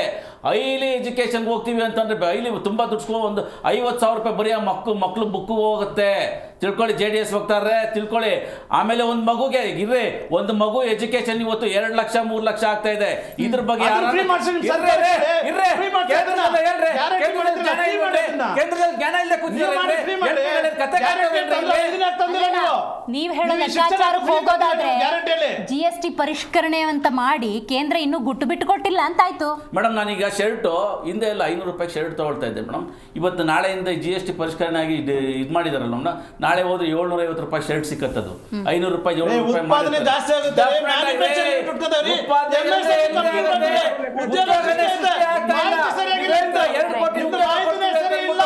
ಬರೀ ಸೃಷ್ಟಿ ಮತ್ತೆ ಏನ್ ಟ್ಯಾಕ್ಸ್ ಫ್ರೀ ಮಾಡಿದ್ರೆ ಡೆವಲಪ್ಮೆಂಟ್ ಆಗುತ್ತೆ. ನಿಮ್ಮ ಯೋಗ್ಯತೆಗೆ ಒಬ್ಬ MP ಹೋಗ್ಬಿಟ್ಟು ಒಂದು ಪೆಟ್ರೋಲ್ ಆಗ್ಲಿ ಸಿಲಿಂಡರ್ ಆಗ್ಲಿ ಕಮ್ಮಿ ಮಾಡ್ಲಿ ಅಂತ ಹೇಳ್ರಿ.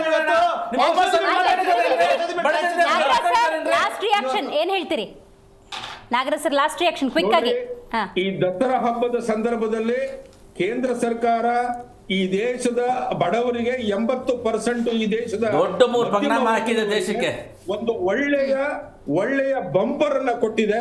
ಇದನ್ನ ಸಹಿಸಿಕೊಳ್ಳಿಕ್ಕಾಗದೆ ಕಾಂಗ್ರೆಸ್ನವರು ಮತ್ತು ಆ ಪಕ್ಷದವರು ಹತಾಶವಾಗಿ ಸ್ವಾಮಿ ನೀವು ಮಾಡ್ತೀರಾ ಅಂತ ಮೋಸ ಜನ ನೋಡ್ತಾ ಇದ್ದಾರೆ. ಅಂತ ಮೋಸ. ನಾಗೇಂದ್ರ ಅವರು, ಪುಟ್ಟಣ್ಣ ಅವರು, ನಾಗರಾಜ್ ಅವರು, ಸ್ವಾತಿ ಅವರು ಕಾರ್ಯಕ್ರಮದಲ್ಲಿ ಭಾಗಿಯಾಗಿದ್ದಕ್ಕಾಗಿ ಧನ್ಯವಾದಗಳು. ಒಟ್ಟಾರೆ ಸ್ವಾತಂತ್ರ್ಯೋತ್ಸವದ ಸಂದರ್ಭದಲ್ಲಿ ದೇಶದ ಪ್ರಧಾನಿ ನರೇಂದ್ರ ಮೋದಿ ಭರ್ಜರಿ ಗಿಫ್ಟ್ ಅಂತ ಹೇಳಿದ್ರು. ರೈಟ್ ನಾವು ಕೂಡ ಕೇಂದ್ರ ಸರ್ಕಾರ ಇದನ್ನು ಭರ್ಜರಿ ಗಿಫ್ಟ್ ಅಂತಲೇ ಹೇಳ್ತಾ ಇದೆ. ಆದರೆ GST ಪರಿಷ್ಕರಣೆಯಿಂದ ಆಗುವಂತಹ ಬದಲಾವಣೆಯನ್ನು ಪ್ರಾಯೋಗಿಕವಾಗಿ ಅನುಭವಿಸಿದ ಮೇಲೆ ಸರಿಯಾದಂಥ ಲೆಕ್ಕಾಚಾರ ಸಿಗುತ್ತೆ. ಯಾಕಂತ ಹೇಳಿದ್ರೆ ಹಲವಾರು ಟೀಕೆ ಟಿಪ್ಪಣಿಗಳು ಬರ್ತಾ ಇದ್ದಾವೆ. ಅದರೊಳಗಿನ ಲೆಕ್ಕಾಚಾರಗಳು ಬೇರೆ ರೀತಿ ಇರೋದ್ರಿಂದಾಗಿ ಕೇಂದ್ರ ಸರ್ಕಾರ ಏನಾದರೂ ಗುಟ್ಟು ಬಿಟ್ಟು ಕೊಡ್ತಿಲ್ವಾ ಅನ್ನುವಂಥ ಪ್ರಶ್ನೆ ಉದ್ಭವಿಸಿದೆ. ಸೆಪ್ಟೆಂಬರ್ 22 ನಂತರ ಪ್ರತಿಯೊಬ್ಬರಿಗೂ ಕೂಡ ಇದು ಅನುಭವಕ್ಕೆ ಬರುತ್ತೆ ಅಂತ ಹೇಳ್ತೀವಿ. ಇವತ್ತಿನ ಕಾರ್ಯಕ್ರಮವನ್ನು ಮುಗಿಸೋಣ. ನೋಡ್ತಾ ಇರಿ ಜಿ ಕನ್ನಡ ನ್ಯೂಸ್, ಸತ್ಯವೇ ಸುದ್ದಿಗೆ ಜೀವಾಳ.